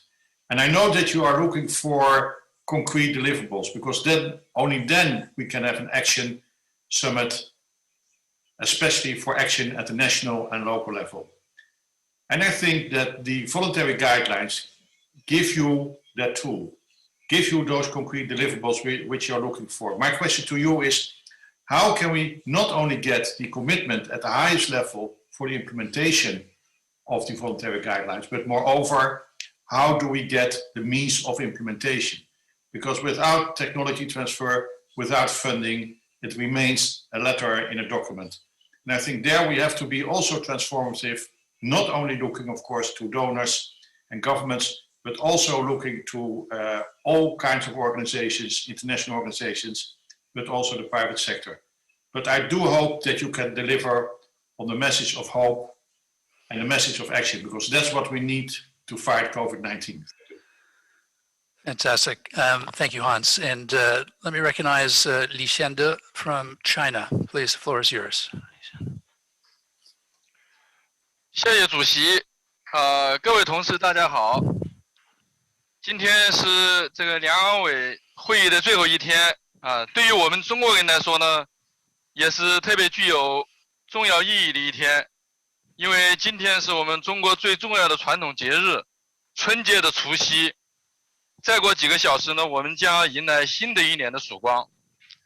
在过去的一年里啊，我们讨论了有关全球粮食安全和营养的重要文件，并取得了广泛的共识。刚才的两岸委主席是吧，现任的和前任的主席也讨论了一些我们达成政策产品的过程感悟。但是啊，我们每每想到世界上还有近7亿的饥饿人口，他们吃不饱肚子，为新的一天的食物发愁的时候，我们深感自己的责任重大。在我们达成的广泛共识中，不发新的理念、新的思想。我们认为，这些新的思想要切实转变成为新的行动的力量、新的变革的力量。我们需要采取各种各样的方式，将两岸委达成一致的政策产品的精神传达到世界的每一个角落，世界上的每一个人。我们希望每一个人都能为建设一个没有饥饿的世界更加积极、更加主动的作为，贡献自己的智慧和力量。谢谢主席，我的发言就到这里。Thank you, Mr. Lee. Appreciate that. And I recognize next Miss Allison Stores of the USA. Please, the floor is yours. Thank you, Chair. Thank you, Excellencies and panelists. The United States appreciates the work of the CFS in response to the COVID-19 crisis and recognizing the risks and impact that COVID-19 is having on food security. From our earliest engagement around COVID-19, we've underlined that a coordinated approach from the Rome-based agencies is critical to the success of an international response. And in addition, these agencies have specific mandates and capacities to lead on the type of response suggested by CFS in this report. We believe that coordinating an international governance response to the impact of COVID-19, creating a related task force, reporting system, and global education campaign go well beyond CFS's mandate and operational capabilities, and that focusing on how best to partner with the RBAs should be the focus. CFS lacks the capacity, funding, and experience to play a lead role in coordinating a global food security response. We liked in this vein very much what was said about not building new tools when the house is on fire, but applying the niche capabilities that CFS does have vis-a-vis the Rome-based agencies. We support the role of CFS in contributing to policy recommendation processes for rebuilding agricultural and food systems affected by COVID-19, for highlighting previously negotiated recommendations from CFS related to what measures and tools can be pursued and put in place science-based prevention safeguards. We do, however, continue to have concerns with the use of the HLPAE paper on COVID-19. Certain statements in the document, such as the section on agroecology, fail to take into account the 3 pillars of sustainability: economic, social, and environmental. And the United States does not agree that shorter supply chains and territorial markets necessarily improve diversity, resilience, or sustainability compared to longer or international supply chains. So additionally, while we recognize the absolute importance of CFS to use its expertise to address the COVID-19 crisis, we want to remind that the HLPE issue paper is not endorsed by CFS Plenary. Thank you. Okay, thank you. And I see the Republic of Korea. Would you please take the floor?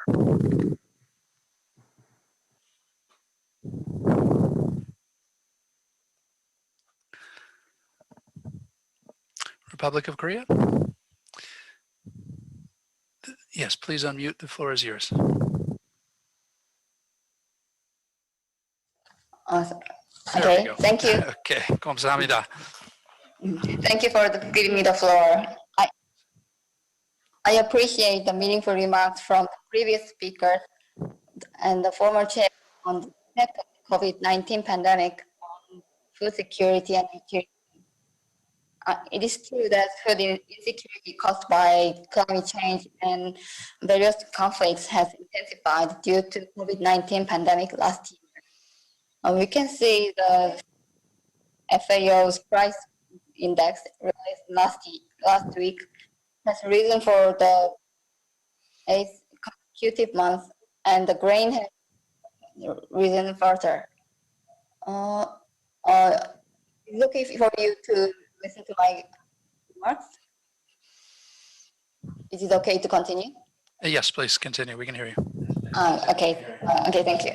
The Republic of Korea insists we should work together to strengthen food security. It is important to monitor international grain prices together and share information transparently with other member states and international organizations. However, even though every country knows it, but it is not easy to make connection and measure. As many speakers, including CSM, mentioned that the last 3 days. My government is also trying to find out how to deliver. Republic of Korea, the sound quality is not good. Can I ask you to please email us the written comments and we'll circulate? I think we'd all want to hear what you have to say. So thank you for that. I'm going to hand the floor now to France, followed by the Philippines. Madame, the floor is yours. Merci beaucoup, Monsieur le Président. Merci à Madame Kalibata pour son intervention. La France est particulièrement mobilisée en faveur de la réussite du sommet.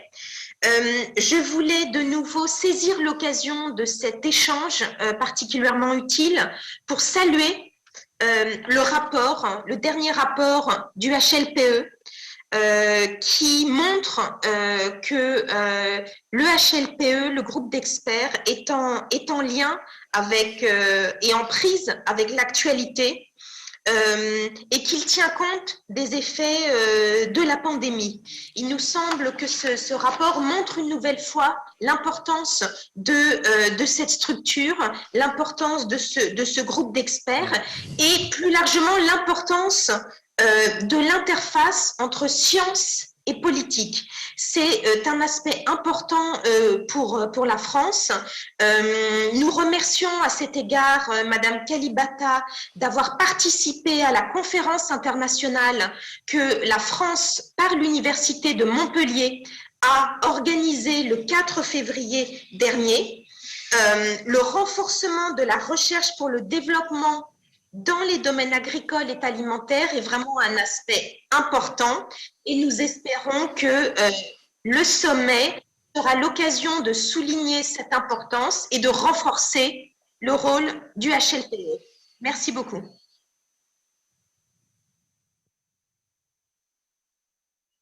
Merci bien. Thank you. Much appreciated, including all the support France has given, including that last Science Policy Interface Conference where your minister's statements of support for CFS were unambiguous and very helpful. I ask the Philippines now, and the floor to our distinguished colleague from the Philippines. Thank you, Mr. Chair, for this opportunity to manifest in this special session. As many other countries have experienced, the Philippines also experienced the experience with the COVID-19 pandemic, and community quarantines have put great emphasis not only on food security, but also on its resiliency under the new normal.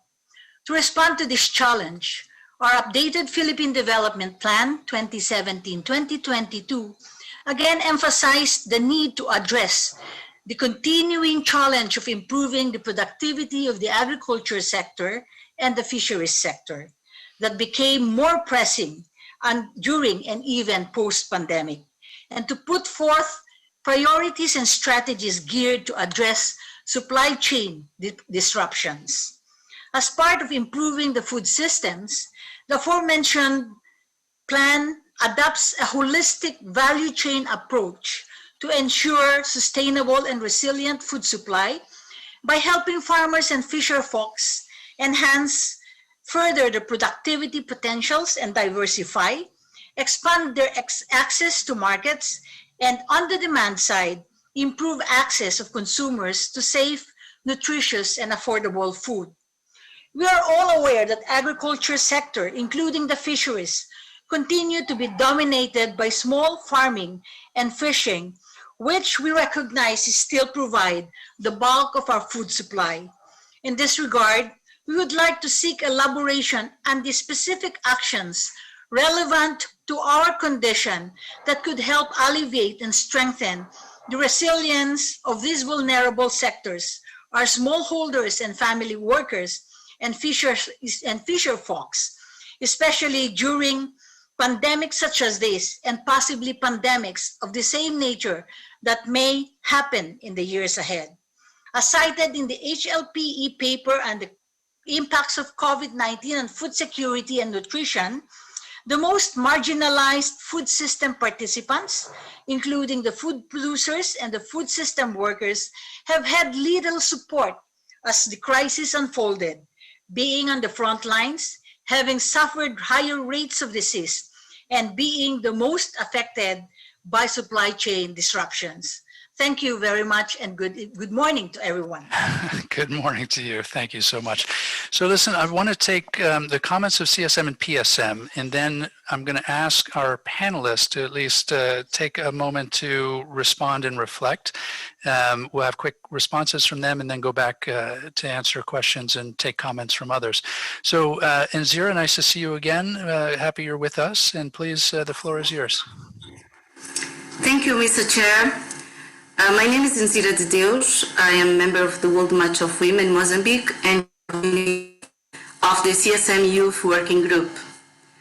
As my sisters and brothers from civil society and indigenous peoples mechanism have made clear, we are in the midst of the multiple crises.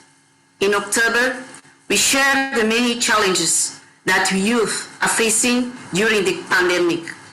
We have lost employment and access to education. We have gone hungry, and women have borne an increased share of domestic and care responsibilities. In the past few days, many members of states assured us that Food Systems Summit would address this crisis.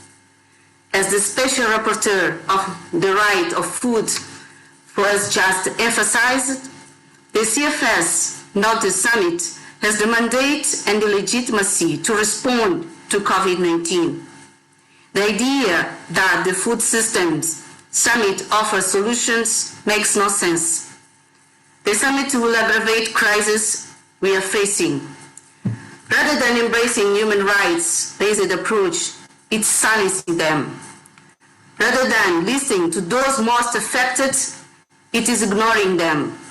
And rather than strengthening the multilateral system of the UN, it is privileging corporate interests. CSM has already sent a letter to the CFS chair in which we express this grave concern regarding the summit. The participation of the civil society, especially youth, will be on our own terms. We will not jump on the train that is going in the wrong direction. Last October, we shared our vision with you and genuinely sustainable on healthy food systems grounded in human rights. But there was no response. None of the debates this week made us feel that you actually listened. However, we are young, you are young.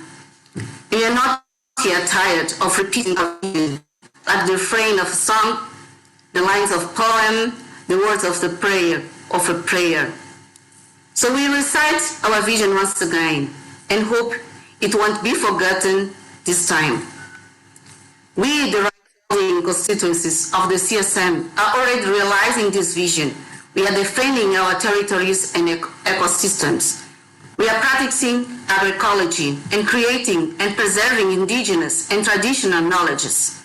We are growing, nourishing food while respecting, protecting, and restoring natural ecosystems. We are maintaining territorial markers and shortening the distance between producers and consumers.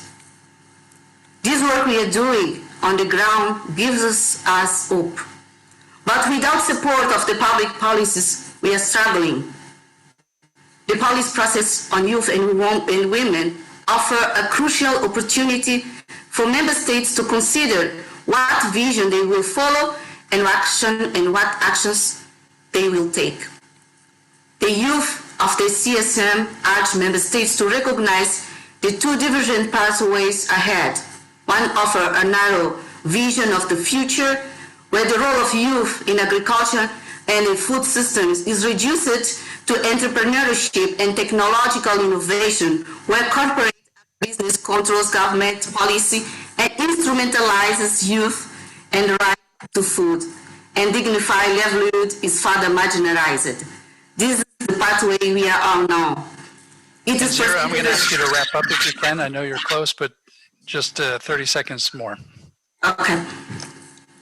It's only make problems this system that we are on, but we can change direction, and youth are here to be part of this change. We are bringing solutions to the table, but to contribute to the solutions, we need to be meaningful, included in discussions that affect us. We need participatory and consultative process in the CFS, so all youth voices are heard and considered.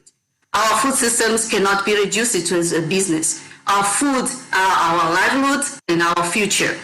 We are here, we are committed, and we are here relying on you to listen to our voice and take action now. Thank you, Mr. Chair. Kanimambo, muito obrigada. Okay, thank you. Now, Robin, great to see you as well. We know you're one of the people up very early in the middle of the night, so we look forward to hearing what PSM has to say on these topics. Over to you. The floor is yours. Thank you so much, Mr. Chair, and it is indeed an early start this week. The private sector mechanism certainly shares the realities that these have been very difficult times that have set back the right to food and the social, economic, and welfare of people around the world, including women and youth.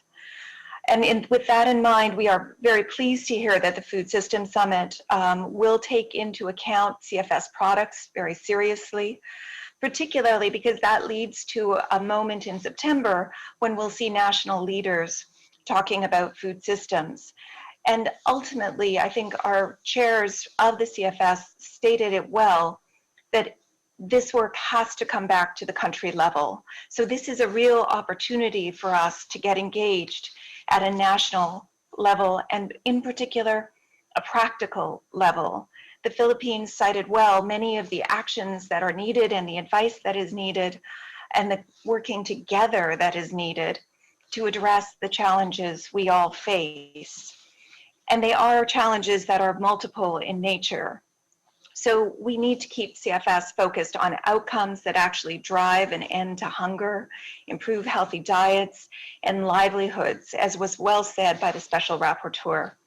And finally, third, just to thank France and Dr. Cole and the HLP for that attention on the science policy interface, because we think that is essential to the food systems, that it must work along with an approach that supports the engagement of all parts of our society, all parts of our economy in an inclusive and constructive way. Thank you very much for a very interesting session. Thanks, Robin. Appreciate the brevity. So as I mentioned, I'm going to come back to Switzerland, Senegal, the CGIAR, and our old friend Kostas Stamoulis, former secretary of the CFS and ADG at FAO. I'd like to give the panelists a chance to respond. There's a lot of rich comment and food for thought here, and I'm going to ask Agnes to start. And I'd like to ask you, obviously you heard the comments about what the summit is seen, at least by one constituency, but maybe address what is the difference between food security and food systems, because I think it's important to stress that in the complexity of the SDG 17 goals and the mandate that you foresee for this summit. Over to you, Agnes. Thank you, Chris. And if you may, Chris, I would like to start with a question that His Excellency, the permanent representative of the Netherlands, asked, where he was referring to the guidelines that have just come out and how they would be used. I want to recognize that these guidelines are coming out at a very interesting point in our time, at a time when we have COVID-19, so we have the benefits of that knowledge behind us, and at a time when we have climate change happening. So I hope that these guidelines do put all those things in context, and therefore will be different from the ones we were using before, and will be able to help countries get a better sense of resilience and how to deal with resilience issues, of vulnerability and how to address vulnerability issues with regards to food security. But to be more precise to the question His Excellency was asking around practically how this would work out, I just want to recognize that of the resources we have, Your Excellency, for example, coming into dealing with the climate issues, only 1.7% is being directed at strengthening resilience and adaptation. And I feel like this is a major gap that we could take advantage of and ensure that we are only not managing, yes, we are managing mitigation, but we also need to deal with the issue of building resilience and strengthening adaptation for communities that are currently being impacted by COVID-19, but also by climate change. We need to do a little bit more with regards to research and ensuring that research outcomes, someone talked about linking policy and science, research outcomes needs to be up to date with the kind of, and to keep pace with the kind of challenges we are having today. Varieties, for example, of crops that were working yesterday may not work today, and farmers are already experiencing these things.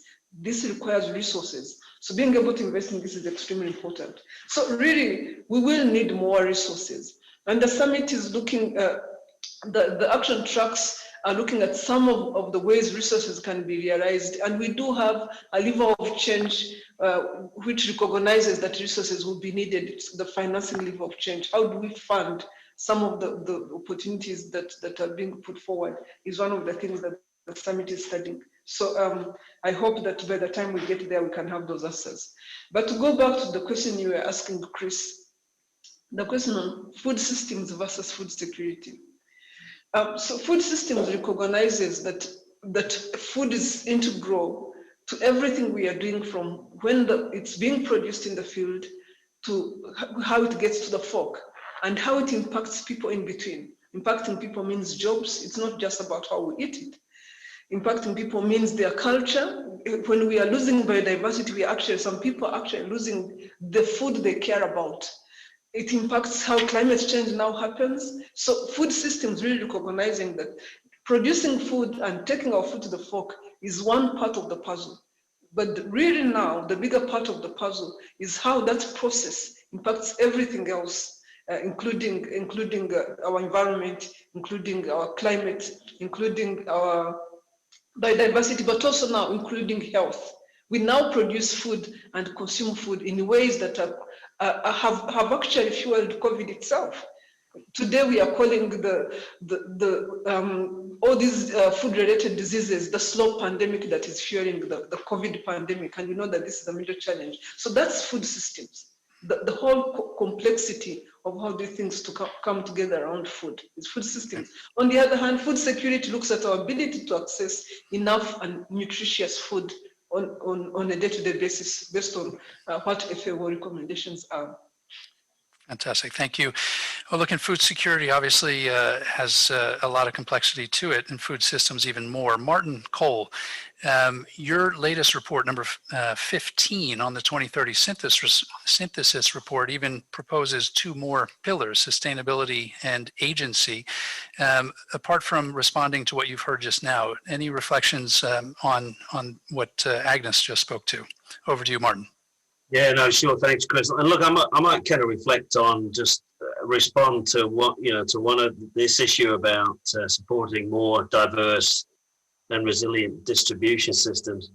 If I reflect back to the global narrative, again, we're finding more and more the principles that we that came out of that report, which was taking stock of, essentially a decade of work, actually, as a committee, we've found them more and more useful when we look at other things. So in terms of, one of the principles is that food systems, we need to, kind of remember that policy needs to be context specific. We also need to reflect on agency. We've heard that from several folks here.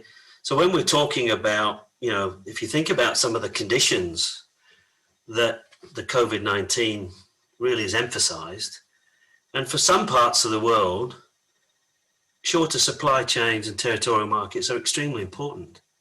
It's extremely important to support small to medium-sized scale agri-food enterprises and to participate in local supply chains. So I think just to emphasize that we need to remember that around the world, we need to make sure that whilst we're trying to make the transformation in the food system, it's also important that we maintain context, our context specific policy around different parts of the world, and the aspect of agency is very important.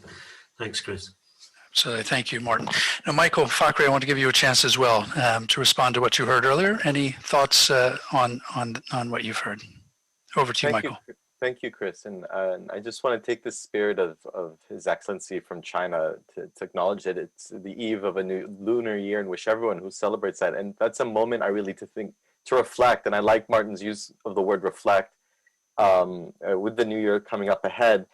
And it's, and I understand that people might have different opinions on the capacity of the CFS. That's part of what people have been debating the past couple of days. But what I haven't heard is an alternative place. So I've spoken before the UN General Assembly. I've spoken before the UN Human Rights Council.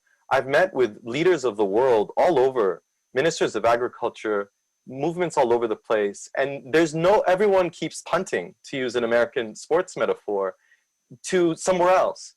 And this is the place. This is the place to coordinate action. So I think we have the capacity. We have the place to debate different ideas, and there are going to be differences. That's the point. That's the complexity of the matter.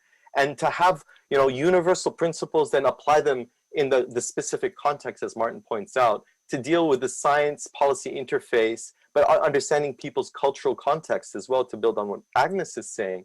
That takes hard work, and this is a space built on long-standing relationships and 10 years of sort of tradition. It has its quirks and its limitations. God knows, people have seen me being very critical at times of CFS, but it's because I believe it's worth the time and energy to be critical about in a constructive way.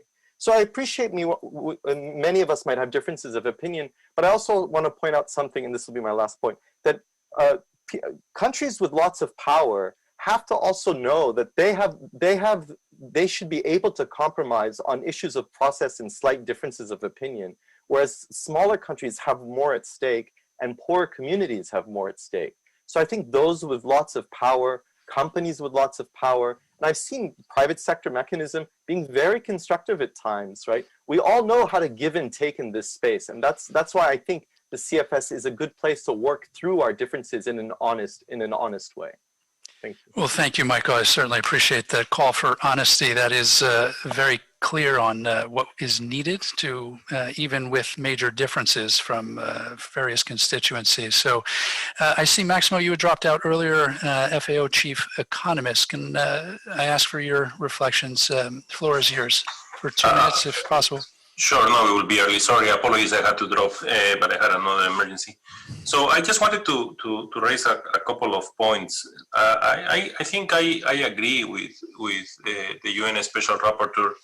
COVID-19 has brought a huge opportunity for us to solve structural problems that we have not solved before. The problem is still we are not there and we are far from it, and we are losing a huge opportunity. But on the other hand, I think it's really important that the CFS starts to work a little bit differently. And let me bring a very simple idea, which I don't know how feasible it is, but I fully agree that the consensus building and the dialogue is correct, as long as you don't cross the boundaries of what we know in science. When you're starting to cross the boundaries and trying to dilute content on science results, it becomes dangerous, because then you are diluting a huge effort of another community, which is doing enormous effort to try to find solutions to problems. And that is not being reflected in guidelines. And that's where it becomes weaker. And that's where I think the HLP can play a role.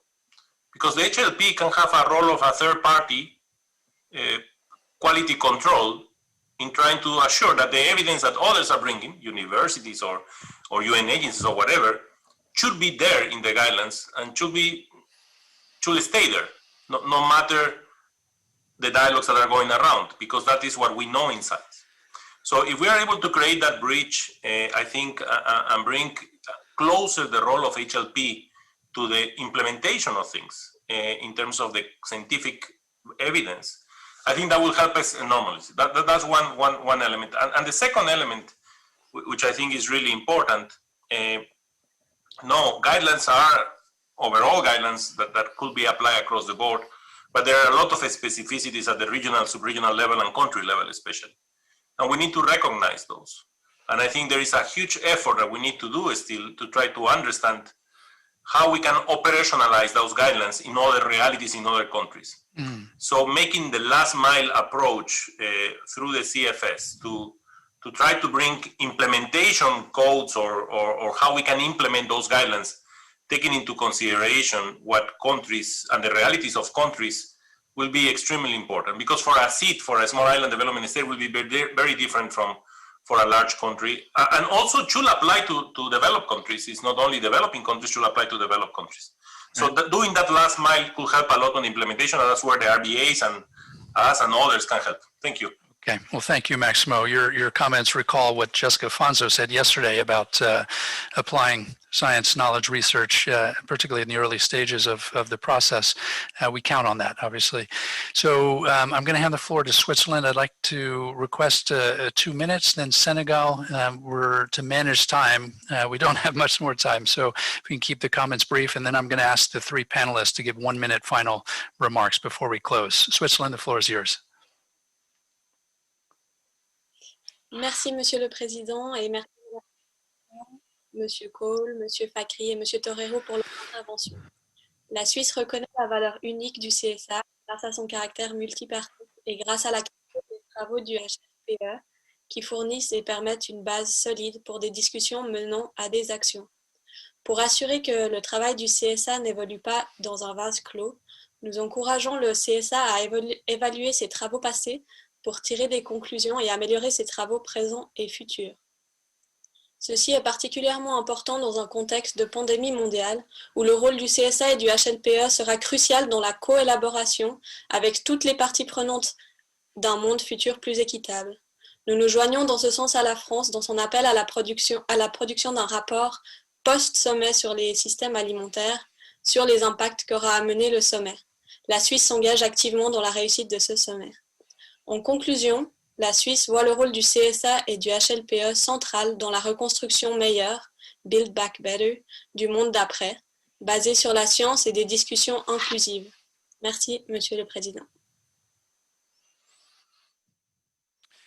Thank you very much. Switzerland, Senegal. The floor is yours. Over to you. Bye. Merci beaucoup, Chris. D'emblée, j'aimerais dire que c'est vraiment l'une des journées les plus fructueuses de cette 47e session du CSA. J'ai écouté les anciens présidents du CSA. J'ai écouté également les panélistes actuels, M. Cole, Mme Kalibata et M. Fahri. Et c'est tout simplement passionnant quand on entend tous ceux qui sont intervenus ce matin. Mais quelque chose a attiré mon attention ce matin et m'a touché personnellement, c'est que le CSA, les uns et les autres l'ont dit, n'est pas connu à la base, n'est pas connu par les populations. Je me rends compte moi-même que, en fait, je ne connaissais pas le CSA. Quand je dis ça, c'est que je ne connaissais pas le CSA en tant qu'écolier, je ne connaissais pas le CSA à l'université, je ne connaissais même pas le CSA en tant que diplomate. Je connaissais depuis le bas âge la FAO, le FIDA, le PAM, ainsi que leur action dans le monde. Mais le CSA, non. Et je crois qu'il est temps que le CSA soit connu. Il est temps que le CSA soit connu des peuples, des populations et des bénéficiaires, des premiers bénéficiaires de ces produits. Voilà pourquoi je prends la parole pour dire qu'il faut que nous travaillions à faire connaître le CSA à Rome, parce qu'en fait, c'est ce que j'ai dit. Moi-même, je me suis rendu compte que c'est l'une des expériences les plus passionnantes pour moi, à Rome en tout cas, avec le CSA, mais ce n'est que très récemment que j'ai connu le CSA. Alors, j'ai fait 3 ans ici. Donc, travaillons davantage à faire connaître le CSA auprès des écoles, auprès des associations, auprès des collectivités locales, auprès des médias, des artistes, pour que vraiment le CSA, le HLPE, le produit soient connus et appliqués. Le CSA a grandi, alors j'en appelle à le marier avec les populations du monde. Merci. Thank you, Bai. You remind me of a quote from a film, Gone with the Wind. Blanche Dubois at the very end says that we rely on the kindness of strangers. You're not strangers, but we certainly rely on every single party and stakeholder in CFS to do exactly what you just called upon us to do. So let's see how we can do that in the coming years. Rodney, I'd like to give you the floor for 2 minutes to represent the views of the CGIAR system. The floor is yours, Rodney. Thanks, Chris. Gerda, in her discussion of the impact of CFS, noted that we had to focus on dynamic innovation. And the Ambassador of France referred us to the important meeting last Thursday on bonding science and policy to accelerate food system transformation. Now, both of those elements are central to evidence-based policy, and indeed our role, CGIAR, in the advisory group. On COVID, let me remind us all, this was day 2 of our high-level event last October, CFS high-level event, where the title there was Impacts on Global Food Security and Nutrition, and CGIAR ILRI had a contribution there on coping strategies, lessons learned, and building resilience to prevent future pandemics. And of course, CGIAR interacted with HLPE on the paper produced in part because of the CGIAR's contribution to global response, recovery and resilience, which also incorporated the CGIAR COVID-19 Knowledge Management Hub, a mechanism for coordinating the CGIAR's research response to COVID. And one element, final point, is that includes now our IFPRI's COVID-19 policy response on that portal, all of which I hope will continue to be helpful to the HLP and CFS. Thank you very much, Chris. Indeed. Thank you, Rodney. And we really do rely on the vast expertise the CGIAR system has at its disposal. So, and good luck in the reform process you're undergoing. Listen, Kostas Stamoulis, old friend, former CFS secretary, if I want to give you a minute, but we have a few things left to do. Please give us your perspective. The floor is yours, Kostas. Thank you very much, Chris. Congratulations to CFS members, participants, everybody for another very successful session. I would like to bring a couple of results regarding COVID, bring back the discussion to the COVID.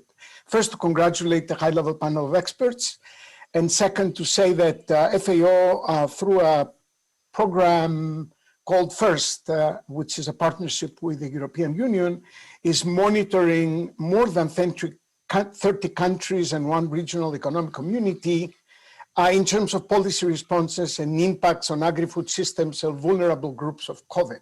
Those are country-based reports, etc. Our results are fairly in line with the high-level panel of experts report.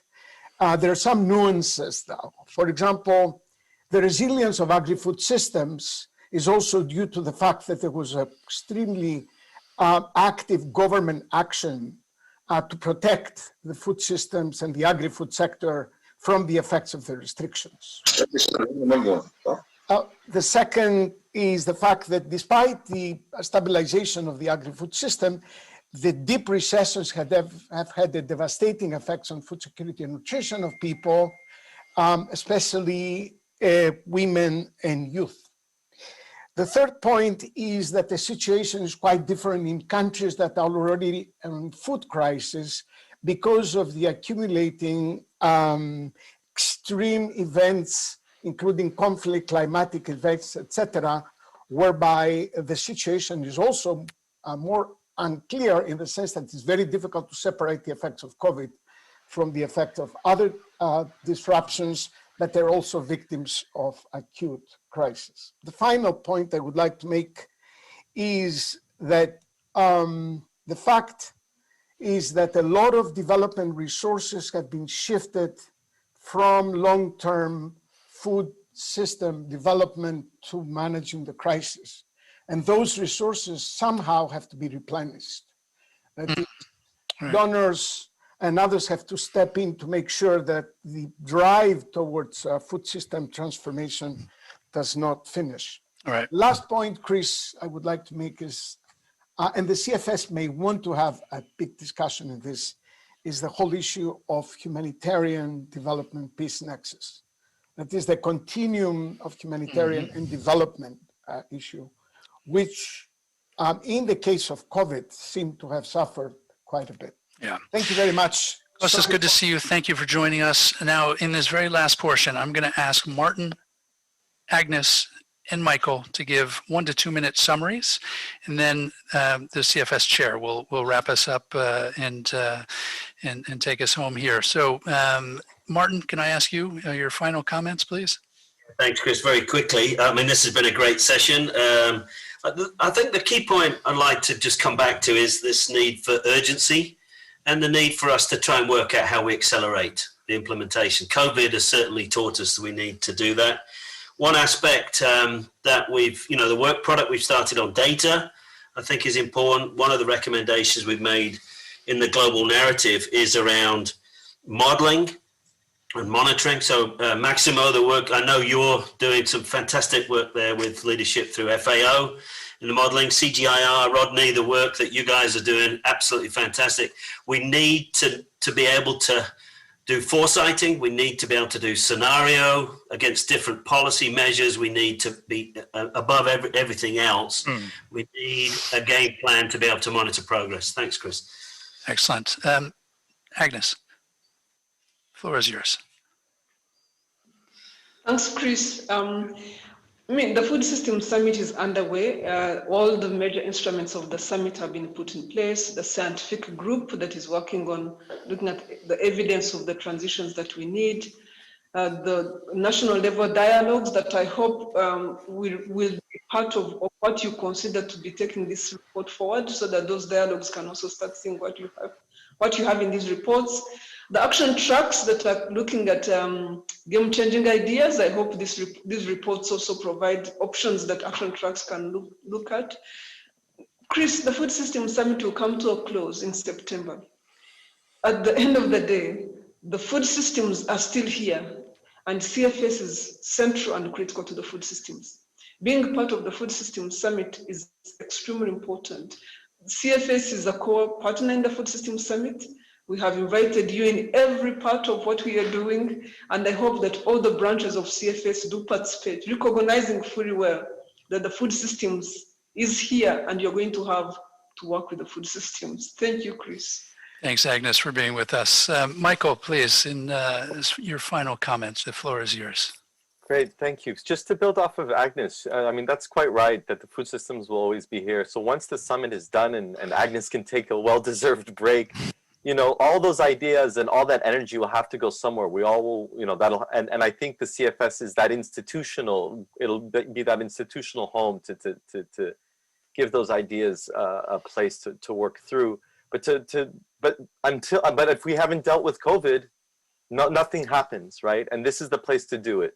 This is the place to deal with it, and this is the time. And if we don't deal with it at the CFS, then it's on everyone here, right? It's on you, and it's on me, and it's on everyone. And I mean, there's a time and place to work out and fine-tune details, but there's a time and place to find these moments of compromise. And I guess I'm getting really worked up now just to emphasize how important it is. And this is the only place to do it. I've talked to every institution possible, trying to get everyone, and I keep coming back. And I want to just highlight again the HLP's work. We've all talked about science today, but what the HLP does is it gives science that social context, and it brings science along a broader realm of knowledge. Farmer knowledge, peasant knowledge, indigenous knowledge, local knowledge. Science is key, but knowledge in the broadest sense, in the cultural and social sense, is actually what makes science practical and feasible in the long term. And the HLP's work is that place where it brings in the best knowledge from all over the world. And then we all work through the policy part together, right? To give it that oomph. And then the human rights part grounds it. And then to end with, you know, His Excellency from Senegal, who's always inspiring. He's always sort of, I think, leading the charge. The fact that we have the CSM are key to bringing it to the ground. The CSM are what made the voluntary guidelines on land tenure popular. They're the ones who popularized it and put it in the hands and the imaginations of the people, but they're also the people. They're the ones that hold the CFS accountable. And I think that relationship with the people, we have it all. It's all here. We have everything that we need, and now it's time to get to work. Thank you. Fantastic. Thanks to the three of you. Excellent discussion. I wish we had 3 more hours for this. In the meantime, I would request again, if you have comments, remarks that you'd like to share with us, we want to see those and we'll post them online. And I want to recall the whole purpose of this Secretariat special event is to focus on impact. What can we do better as an institution? And that means everybody involved, member states, advisory group, all stakeholders, and many comments made about the role of the RBAs, the support. If the support is not there, we can't function. They give a lot of their time, energy, and resources. We need to make sure that is consistent and sustainable. Not just FAO, which hosts the Secretariat, but the WFP and EFAD. And of course, the advisory groups need to really step up and recognize that without their significant contributions in time, energy, synthesizing CFS products, including them in debates, we won't achieve our goals. Now, the summit, as Agnes said, is a huge opportunity for CFS. We will be here long after the summit is over, and as Michael pointed out, it seems a natural landing place for a lot of the ambition which will come out of that summit. So we look forward to working with you, but this is not something the Secretariat can handle alone. It's not something the chair and the Bureau can handle alone. This is going to take a team effort, and we will take a discussion forward around improving CFS, every aspect, including the inclusivity that Ambassador Arvelo brought up, including what the Sun Movement Chair, Gerda Verberg, said, with the type of ambition that Yaya pointed out earlier this morning about helping those who need it most, the most vulnerable. Take a look at the work that we've done on COVID-19. It's on our website. That includes work around worker health and sustainability, and all the topics, resilience, social protections, all the things that were just brought up. So I'm going to hand the floor over to the CFS Chair, Tenowa Tiansin, to wrap us up. And thank you very much for this very rich conversation. Over to you, Tenowa. Thank you very much, Chris, for facilitating this conversation. I can say that this morning we have an interesting and dynamic discussion among the panelists, and also have an interactive dialogue with members and other stakeholders who are participating in the CFS 47s. And also we have heard a lot, experience, views of the previous chairs of the CFS. We know that in the food system is very complex. And also, as some of colleagues already mentioned about today, is a Lunar New Year in the East. And next 2 months in April is another New Year's in the Southeast Asia and South Asia. And perhaps another month will be another New Year in the other part of the world. But we also have 1st of March, of January of every year is our New Year. And it linked to food system. And that's why it's complex and have different dimension. What you look at the food system in your own perspective. The food system is not taking food from farmers, from producers to the fork, to the consumers. But it's just have many things around the food that have an impact on our planet and also to ourselves. And people is the centers. And that's why each of us has the duty and also responsibilities in the food system. And also to ensure that we will have the food system is much more sustainable, much more resilient. But we need to start with each of us, that we have the duty. And also thank you very much for our special envoys, our UN special rapporteur, and also the HLPE chairs that bring us a lot of information, wisdom, and hope. And as some of you know that the CFS is the right place that we bring science and policy to meet here.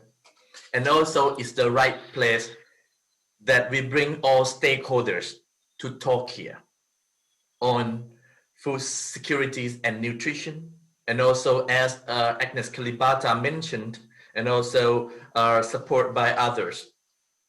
When Food Summit finished in September, we still continue to talk here at CFS. And I know that each of us have a duty, and that's why we will continue our work. Thank you very much. And now I would like to inform you that the meeting will resume at 2:30. And the report of the CFS 47s will be available on the website of the CFS at 1:30, but the English version now is available already. But the other 5 UN languages will be available at 1:30. And today, we still have another 2 side event, which actually I would like to invite you to join the side event, which actually we know that you will learn more and you will hear more.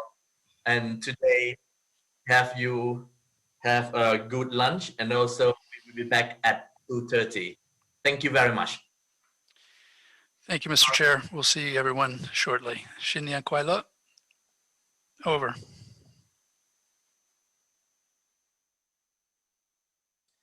Good job, Chris. Ditto. Thank you, Secretariat. You did a marvelous job. And also, I think a lot of dynamic discussion today. Thank you, Secretariat. It was easy with this great panel. Thank you, Mr. Chair.